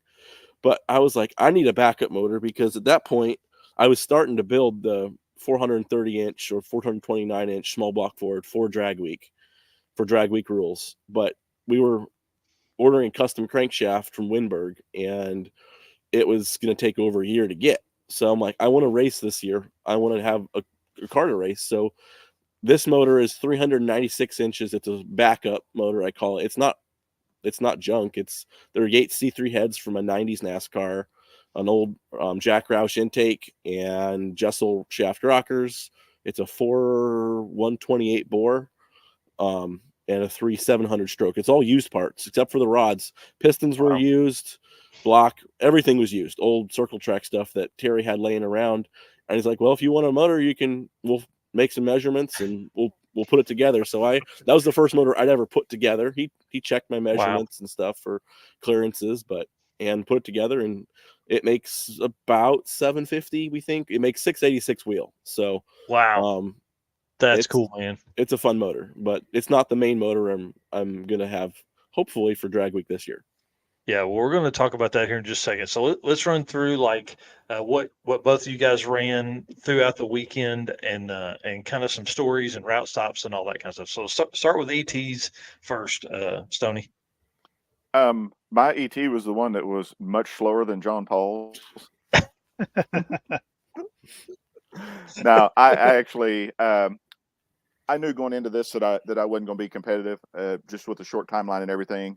But I changed some stuff on the car. I ungeared it. I put a 430 gear in it, and I actually run the full week with exhaust on it. And I got the car back to 60 in within 100th of what it run with the 456 and the open exhaust. And it's my quickest pass was a 10.60. The car it went 141 60 foots all weekend, and I just couldn't complain. I had one pass where I left my thumb on the I got a different shifter in the car than I've used before, and I left my thumb on the trigger and I didn't stick it in high gear, and I run to the 1,000 foot in second gear, pushing it, and then finally I left my thumb off and shoved it in, and I still went a 1090 that pass, and then I printed several.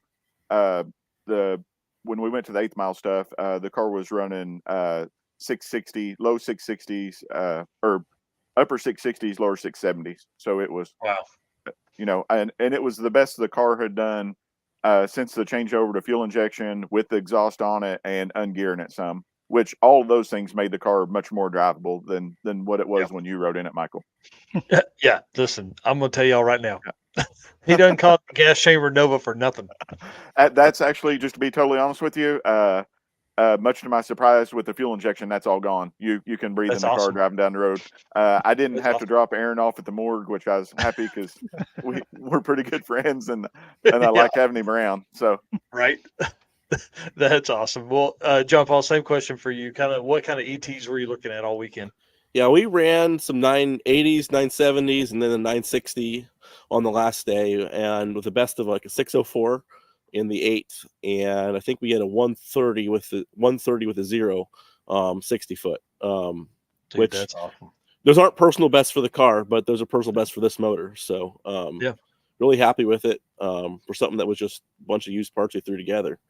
right. And then you were. This is a question I had for later, but you were a full half second ahead of second place by the time we got to Sunday. Did you lay off any? Did you turn it up once you got back? Okay. No, we tried to go faster every time. The last Okay, day all right. at Mocan, we had a timing ramp in the ignition box. We pulled that out.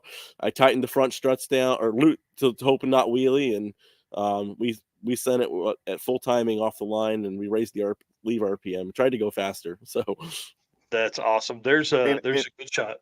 Go ahead. NA guys, we don't leave nothing in the tank. It's what we got. Yeah, right. There were some great shots of the cars taken all weekend. Obviously, we're going to flip through those as we tell some stories here. But this shot here, man, back at Mocan, this is a Sunday shot. So this is probably one of those times when yes, they had that car ready to go. That's you winning the class. We'll get to that in a minute. But yeah, the car just looks like it works well, dude. Like I think you guys were one of the only. I think I probably watched 8 passes all weekend, to be honest, and 2 or 3 of those were you guys making passes. Both of y'all making passes. So the cars seem to work well. Yeah, it separates really well, and looks like it's on stilts in that photo. So Chris Story's asking if that's small block Ford. yes, it is. It's never going to have an LS in it. At least not while I own it. Yeah, that's cool. That's I can appreciate that for sure. Well, Eric, if you want to run through this next stuff, I'll bring up some of the photos and stuff we have from the weekend. Yeah, so next is just talking about some stories from the event. Any fun stories that you guys have? Any crazy stories kind of from the weekend? With mine, the old motor's pretty tired, and we got to Ozark, and we'd been running the car pretty hard through the evening, turning it up around anywhere from 3,000 to 3,500 going down the road, and it had blew oil all over the motor. So I actually had to pull the intake, and it blew with overturning it the first day, because I got a 8800 rev limiter, and I hit the rev limiter on that pass where going to the 1,000 foot. So I ended up having to pull the intake, and me and Aaron replaced the valley pan. It blew the gasket out of it, and it had Allen head screws in it, and the screws were actually stripped out. So I had to take a hammer and a screwdriver and drive the screws out of it and replace the valley gasket. So did you put those back in it? No, I did not. No, I told Aaron, I said, well, this is dumb. I said, I'm not doing that again. It'll be a note that we never put Allen head screws in a valley pan ever again. Yeah, it may look good, but that's not the way to do that one. Exactly. Yeah. For Awesome. some What about you? show car motors, maybe, but yeah. Right. What about you, John Paul? Any funny stories? Any crazy stories from the week? I mean, I think the most fun we had is actually on Friday evening heading to Springfield to the Railhaven. We were going through a little town, and I forget the name of the gentleman. He has the really, really cool gray 55 Chevy that runs like Uh, fours in the eighth. Eric Kuhn. Coon. Yep. And we met up with them. We were just pulling out of where we had dinner, and we decided to drive together. And we ended up getting to Boots Court, and he's like, "You guys want to navigate? Because we can't figure out where we're going." so we started. We left there, and he's like, "What gear do you have in the car?" I'm like, "Well, it's a 486, and we don't have an overdrive." And he's like, "You're driving 60 mile an hour with that?" I'm like, "Yeah." We're at like 4,000 RPM, and it was just fun having those guys behind us. And eventually we stopped along the road. I had smelled something that didn't smell right, and there was some other guys stopped, and I wanted to see if they needed any help. So we stopped, and it was a big shoulder. We pulled off, and they're like, "We're gonna go on." And later on, we found out they started driving 70 plus mile an hour the rest of the way. So we were holding them up, but that was fun. And we did break a radiator hose right after we left Mocan. Oh man. And it was spraying water everywhere. Fortunately, it took all the coolant out of the car, so just water. But we stopped and kept adding water till we limped it to an AutoZone and put a new hose on it. And yeah, it was fun. We had a fright on some valve lashed the valves in the morning at the Railhaven, and one of the valves had no lash, so that wasn't ideal. But we found out that when we did the valve job on the motor, one of the valves I messed up, and I cut the valve seat wrong, and they had a much smaller sealing area on the valve than the other ones, and it was also deeper in the head in the actual the valve seat. So that one, it just recessed more into the seat, I assume. So it took up the lash that was there. We loosened the adjuster and didn't have any more issues. But Nice. I'm guessing that valve seat, had some, I don't think any issues, but something wore a little bit on it. But we kept checking it after every pass or every drive, and it didn't move after that. So, but That's cool. I mean, the car already had a couple hundred street miles on it before this, so I don't know, something happened. Yeah, it survived. That's half of it, right? Yeah, that's hard. That's most of it with the NA car. Yeah, and that's probably the hardest part. We're going to talk about that in a minute too, is because like we say it all the time. Anytime Jonathan's been on, we've talked about how violent the valve train has to be for NA stuff, because you have to. The only way you're getting more air in is with lift. Like that's the only way. The valve has to open more to get more air in, or longer or whatever, however you want to say that. So, yeah, what size like valve train do you have in that thing? Is it anything crazy? Is it pretty normal? It's fairly normal. They're excuse me, I think they're 2 100 intake valves, and I think 1 550 exhaust valves. Are all titanium from a NASCAR from the 90s. So they're still big 11/32 stem valves, and it's about 800,000 lift on the intake. So that's pretty big. That's pretty. I guess maybe to not some other folks would like. I mean, I'm at like 600 in the truck, so that's I can't push air in. I have to pull it in. Yeah, right. Well, let's talk about route stops. Did you guys have any? Was there a favorite route stop or anything like that? I really enjoyed all of them. I'll just be honest. Probably my favorite too was the Waffle House. Just seeing all the people and how much fun they were having there, and just really that Waffle House really took care of everybody and driven as far as like feeding everybody. That's just something that is you don't see much in today. And the little stop past the Route 66 drive-in where they had all the people set out watching and the burnouts. I can't tell you how much fun that was to watch, how much joy we were giving them, because that's awesome. What we do, it's like we could never get close to paying for anything we do. You could win every drag and drive all year, and it wouldn't pay for nothing. And it would pay for so the fuel to get to them. so for the media we had, the pictures we've had for the last 2 weeks, the smiles and the stuff we've seen from adults and kids and everything, that means everything to me. That's all I can ask for. And then just to see all the comments and everything, that how much fun that everybody's had. That's why I'm just glad to be a part of this event, because it's so much fun. Well, I appreciate you saying that for sure. That's a big compliment. Thank you. Yeah. Well, let's talk about some competitors. What? Hold on. Oh, sorry. Yeah, John Paul's got to talk about his route stops. Sorry, Jonathan started talking good about me, and I had to get off that. I would agree with Jonathan. They were all great route stops. We missed the daytime on the ones on Route 66 on the way back. So the drive-in and the little gas station, because we drove back to close to Mocan on Saturday evening after the racer party at the go-kart track. Being in a car, that's a good plan. I just didn't do it. Well, the cool air was nice. Yes. And it gave us more time to fix stuff if we broke down, because we were leading our class. Yes, and I was like, absolutely. I wanted to have more time, but that was good strategy. You did good. Thank you. But I just think, honestly, just spending time with race car friends, like go-karting, was so much fun.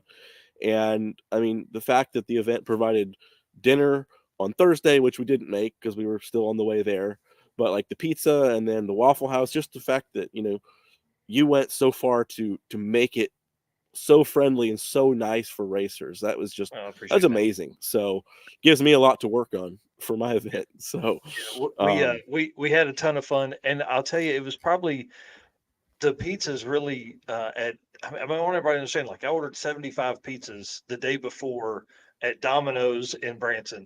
I called them. I'm like, hey, listen, I want 40 done here and 35 done here. And they were like, no problem. Let's go. We're ready.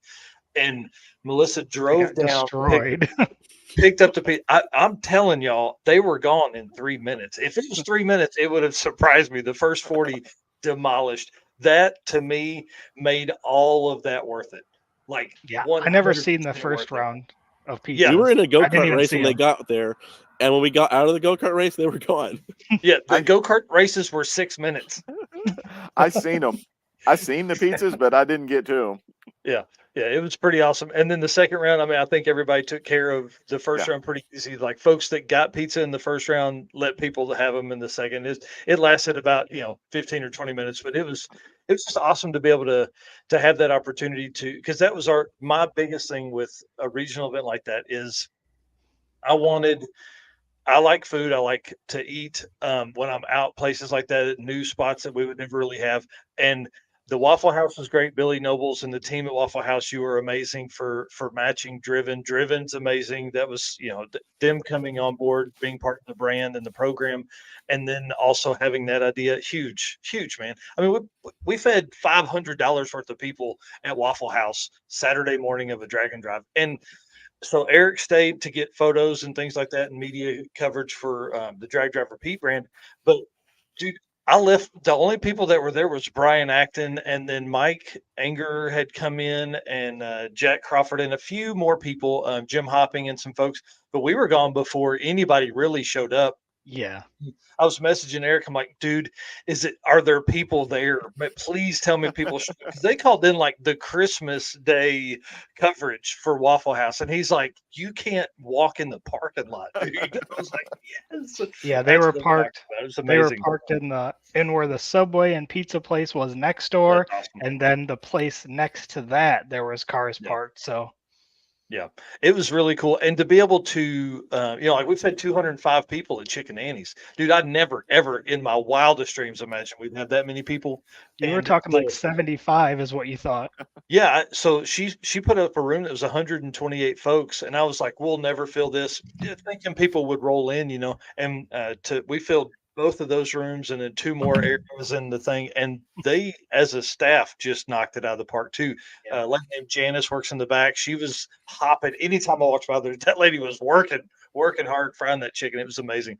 So, all right, well, enough about the food stuff because, man, I'm telling you, that's going to be something new. So, John-Paul Franks, get ready. We're going to work with some local breakfast places for your event too, which Heads Up Hustle. We're going to work with that and see if we can get some folks kind of come on that side too, as well. But let's talk about like what you guys did. Did you guys stay at the hotels? What was your night plans there? I guess John-Paul didn't for the second night. He drove back. But Stoney, what about you? I stayed at the host hotels because I really enjoy getting to visit with everybody. It's just a lot of fun. And then, you know, there's only a few times a year some of the guys I get to see. You know, Yep. a lot of them, they travel in for this, and this is my only time to get to spend time with them. We all have such busy lives trying to make ends meet so we can do this. So I did go ahead and stay at the hotels and hit the parking lots and hung out with everybody, and I had some really great conversations with Joel and Todd Kitchen and just everybody. I if I went to labeling everybody here, I would be here all night about the amount of fun we had. It's just, you know. Yeah. How did Aaron feel that next morning after the stop after the razor party? So Aaron was good. I'll tell you this: I've co-piloted for Aaron. His car's as obnoxious as mine. So he was when he actually invited me to go do the King of the Open Road in 22 with him, and I did. And then he invited me to do the King of the Open Road, which got canceled last weekend. And I was like, man, I don't have a co-pilot. So I just called him and said, hey, dude, you want to go do the circuit with me? I said, as of right now, I don't have a co-pilot. And I said, I know you live in your car, you can live in mine. And me and him, we traveled good together. And we had a lot of fun. We need a voice recorder because we wear headphones while we're driving. And if you had the conversations that we had while we're driving, it would make some people blush. But other people, they would be like, there's something wrong with those guys. Oh man. Yeah, we definitely need that. We need some I need to figure out how to do that. How do we live stream the conversations on the road? We'll work on getting. I don't think you can live stream them. There's some of them you cannot. Demonetized. That's awesome. That's awesome. I seen John. You guys wore headsets as well, didn't you? Yeah, I have some old aviation headsets and an aviation intercom, and we plug everything in, and it works fairly well. It's not anywhere near as rugged radios, but it works and it keeps you from going deaf. Absolutely. Well, and that's a big part, you know what I mean? Especially, again, back to the naturally aspirated stuff. It's so loud. That stuff is so loud all the time because of the camshafts that you need. Well, we talked a little bit about a struggle, you know, John-Paul having the I'm not even going to say that was a struggle, having the one with no lash, but any other struggles from the weekend for you guys? Not really. No. It went pretty well. That's great. Yeah, that's always a good thing. The only struggle I had was not winning. You know, dude, you'd have had to go a full second faster. John texts me and he goes, "What? Second's okay," but I was fourth. Yeah. That's exactly right. Yeah, that's right. Well, I see a lot of folks talking about headphones in the chat down there. We probably need to start. We need to start working on some company for that too, some kind of discount or something. Seriously, guys, for ride and drive, they are a game changer. Aaron introduced me to them, and I'd already talked about it with Jim Baker because they wear with him and Frankie, they wear headsets with the Pro Mod card and stuff, and you can talk to the driver from outside the car. And we're actually thinking about like having it where if we have 3, 4, 5 cars traveling in our group where we all wear headsets so we can all communicate. Oh yeah, that'd be sweet. That would be a lot of fun. That would be a lot of fun for sure. Well, let's talk about. I want to pivot just a little bit and talk to John-Paul about the Heads Up Hustle deal because obviously coming down here, running over the class in a all motor small block at the circuit, that's got to feel good. And now it's like game time for promotion for Heads Up Hustle. I do want to give a huge pat on your back for the social media stuff that you guys have done with the event. It's amazing. It is inspiring for Eric and I'm sending him stuff all the time. Like, man, look how great this looks, dude. We gotta do that. So talk to us about the event dates, where it's going to be, tracks, all that kind of stuff. Yeah, And well, thank you for that. But the big credit for the social media goes to Asher and Ezra McKenna. There's some neighbors of mine. They did photos and video at the event, and I hired them to help me do posts. And they're amazing. They do a great job with that. Yeah. That's most of it's not me, so I don't want to take credit for that. But so Heads Up Hustle is a 3-day Friday, Saturday, Sunday drag and drive. It's July 26th, 27th, and 28th. We start at Milan Dragway in just south and a little bit west of Detroit. And we'll be there in the morning, drive up to mid-Michigan. That evening, we'll spend the night at the Edmore Hotel, which is a few minutes from the track. Saturday morning, we'll be at mid-Michigan, race there, head back down towards Detroit. And then Sunday morning, we'll have one pass for basically a shakedown pass that won't count to the average because should back up. Friday and Saturday, we average those passes together. Mm-hmm. And then we basically just set elimination ladders based on that. The index classes will not be set on those averages. But based on their average. Yeah. You said that. Sorry. Yeah. I love the format of that. I think that's really cool. It's a great way to bring in some heads up stuff to also into drag and drive because you're racing for your best average, but you're also because you need your best average so you can be higher on that ladder. Correct. And the cool thing, excuse me, that we're going to do, we'll see how it works out, is the index classes. We're actually going to qualify them not on their average. We're going to qualify them on the best reaction time from Friday and Saturday. So if you go 001, you're probably going to be the number one qualifier, maybe probably for sure get a first round bye in the index classes. So you could be in the 13.0 index and, maybe you don't have a 13.0 car, but if you can go 00, or just have a good reaction time, you could qualify really high. So that's awesome. I like we'll see if that works out. That's cool. Yeah. And that's one thing that's great about regional stuff is like we're all figuring this out together. Yeah. There's really nothing. I mean, like there's no wrong way to do this. So, and I think that's going to be a lot of fun. So you got the tracks. I've never been to Mid-Michigan. Been to Milan, obviously, with Back to the Streets. And then I'll be there later that year for Drag Week. So Milan is actually the most visited track of drag and drive in 2024, which is crazy. And then because Jim Parkinson was our quickest 8th mile racer, he gets free entry into Heads Up Hustle, right? Correct. Also, Brian Acton is the fastest quarter mile, gets a free entry as well. And they're from Michigan. So really hope they can make it. Sorry, there's bugs outside here. But they both can get free entry to Heads Up Hustle. Hopefully they can make it. Both of those cars are amazing cars. Jim's car it probably would destroy our small tire class if he'd enter it, but we'll see if they can make the drive up. So yeah, that'd be awesome. Well, hopefully Brian and them can make the drive down. I mean, you guys are pretty close to each other. I think they typically race at Martin, right? 131. I believe so. Also, I know they go out to Mid-Michigan for testing as well. Yeah. Oh, that'd be perfect. Yeah. And those guys, I mean, they just have it dialed in. Well, what classes are set up for Heads Up Hustle? So we have unlimited, which basically anything goes. We've got a stick shift class. We have NA small block, NA big block classes. We have a daily driver class, which we require you to have heat and air if your car had factory heat and air, and a full interior.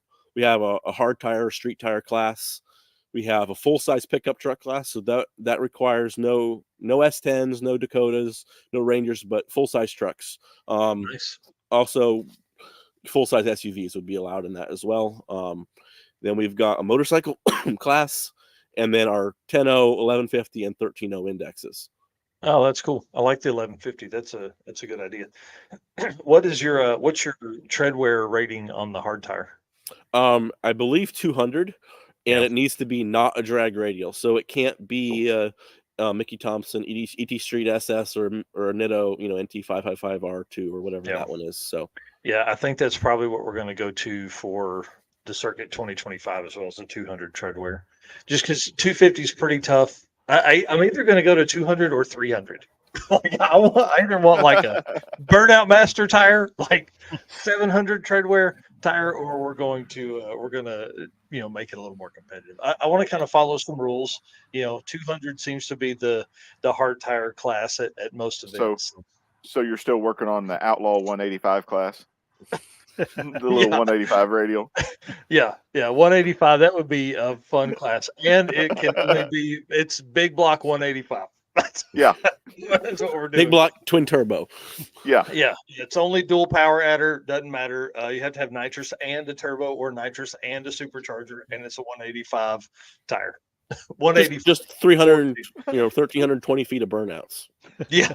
Yeah, exactly. Please get out of the groove. Please do not run in the groove. I wanted to bring this comment up from earlier. If Scott Story's still watching, he wanted to know if you were running a stick shift class because of your logo, but that is your logo for your event. Correct. This car is not a stick. It's a Turbo 400, but Heads Up Hustle does have a stick shift class. Yeah. And Carl Balzer with Hidden Motorsports won that last year. And the cool thing actually about Carl, he has his event called No Half Sends. It's Australian style burnout competition, drifting, a car show, and a street car shootout. Excuse me. But his event is happening on the last day of Heads Up Hustle at Mile and Dragway. So Heads Up Hustle racers can get a big discount to get into his race, and you're already going to be there. You're already going to have admission, because you're already going to be at the track.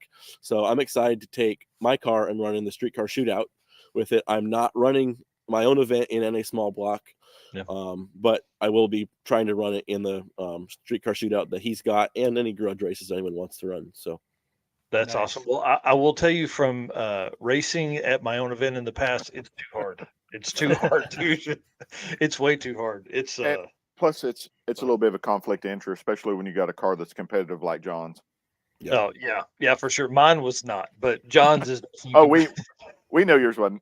Yeah. Did you see the bus links? It was like the shot of you doing this was like that was the replay of yours. Do you guys remember that time that me and Michael raced?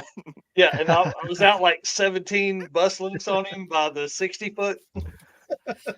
I left, and then he waited and then left 2 years later.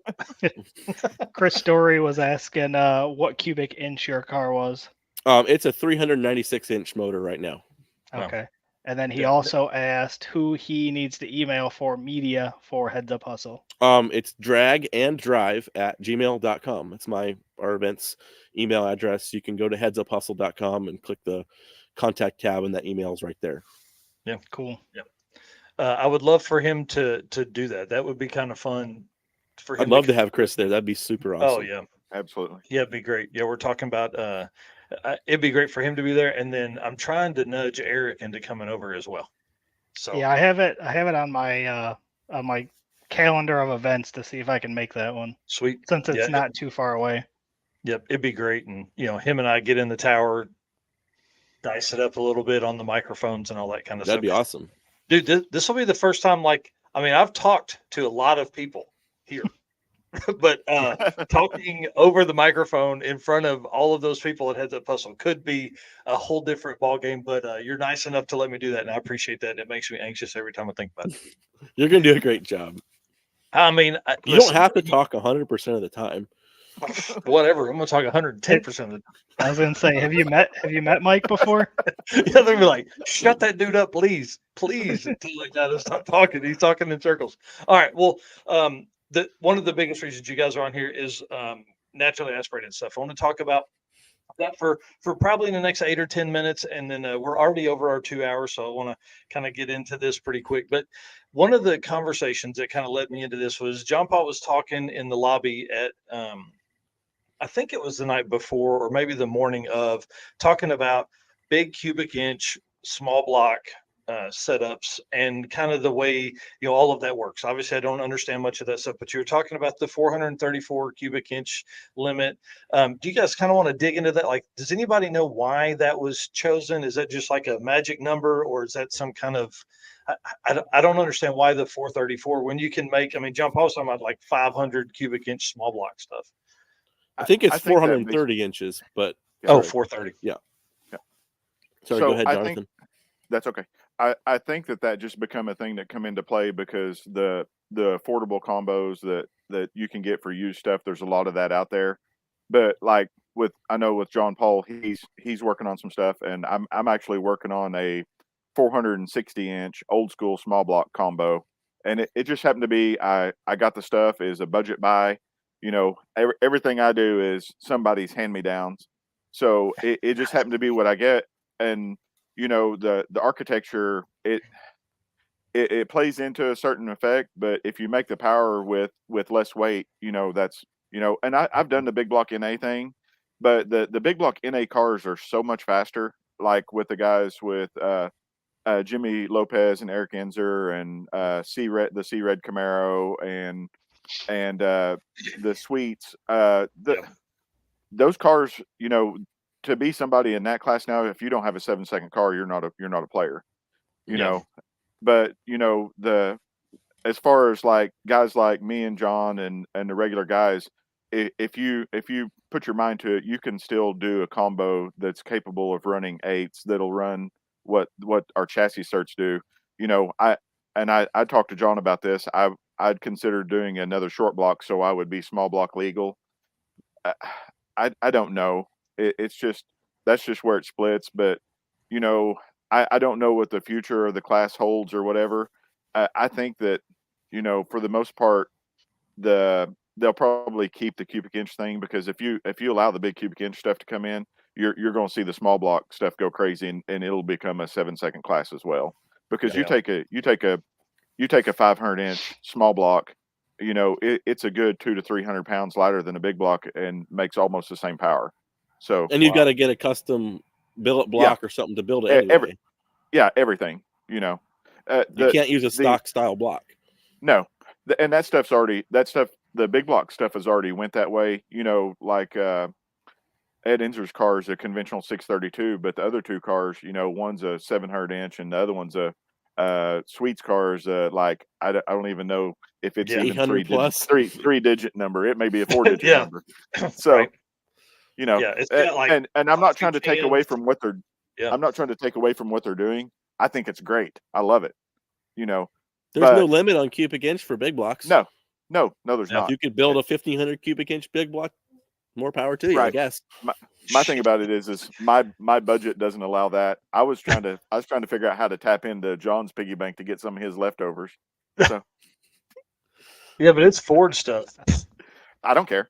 It doesn't matter. Put a Ford in your Nova. That'd be cool. I put a Ford in my Nova. My thing about it is your cylinder head flow and stuff is what makes a NA deal.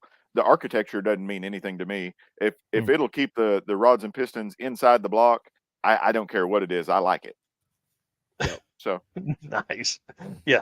What kind of RPM, like, obviously Tab Scott holds the NA small block record. Like what kind of RPMs is he seeing? Why is that car, I would say, I mean, that car's almost 0.6 faster than what John-Paul's ran this weekend. I mean, it's he's in the 70. He's a second faster than me. He's a second faster. Yeah. So you want to know why?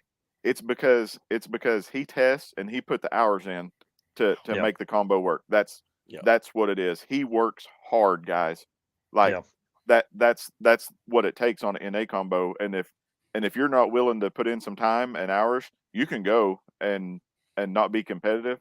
But the guys that you're going to see up front, they're going to be the guys that put the time in. I mean, it's just like John's combo is great, and I'm glad to see a Ford. We've seen several cars that have run in the 9s, but I'm glad to see a Ford out there because there's nothing wrong with that stuff. And like what John said, all the stuff that we're going to be using is basically going to be left over from NASCAR, or it's going to be like mine's the X Sprint car motor.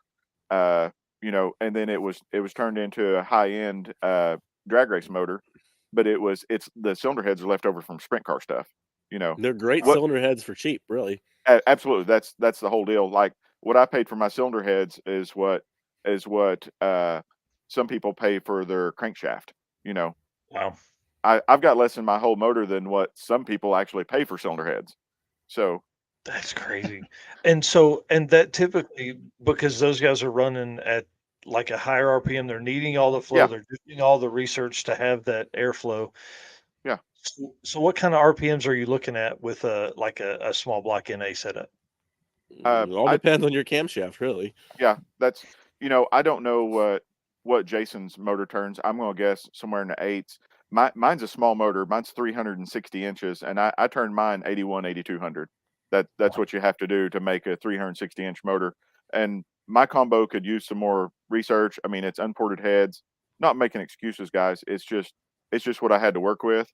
And Yeah. there's lots of better stuff out there. Matt Coatings.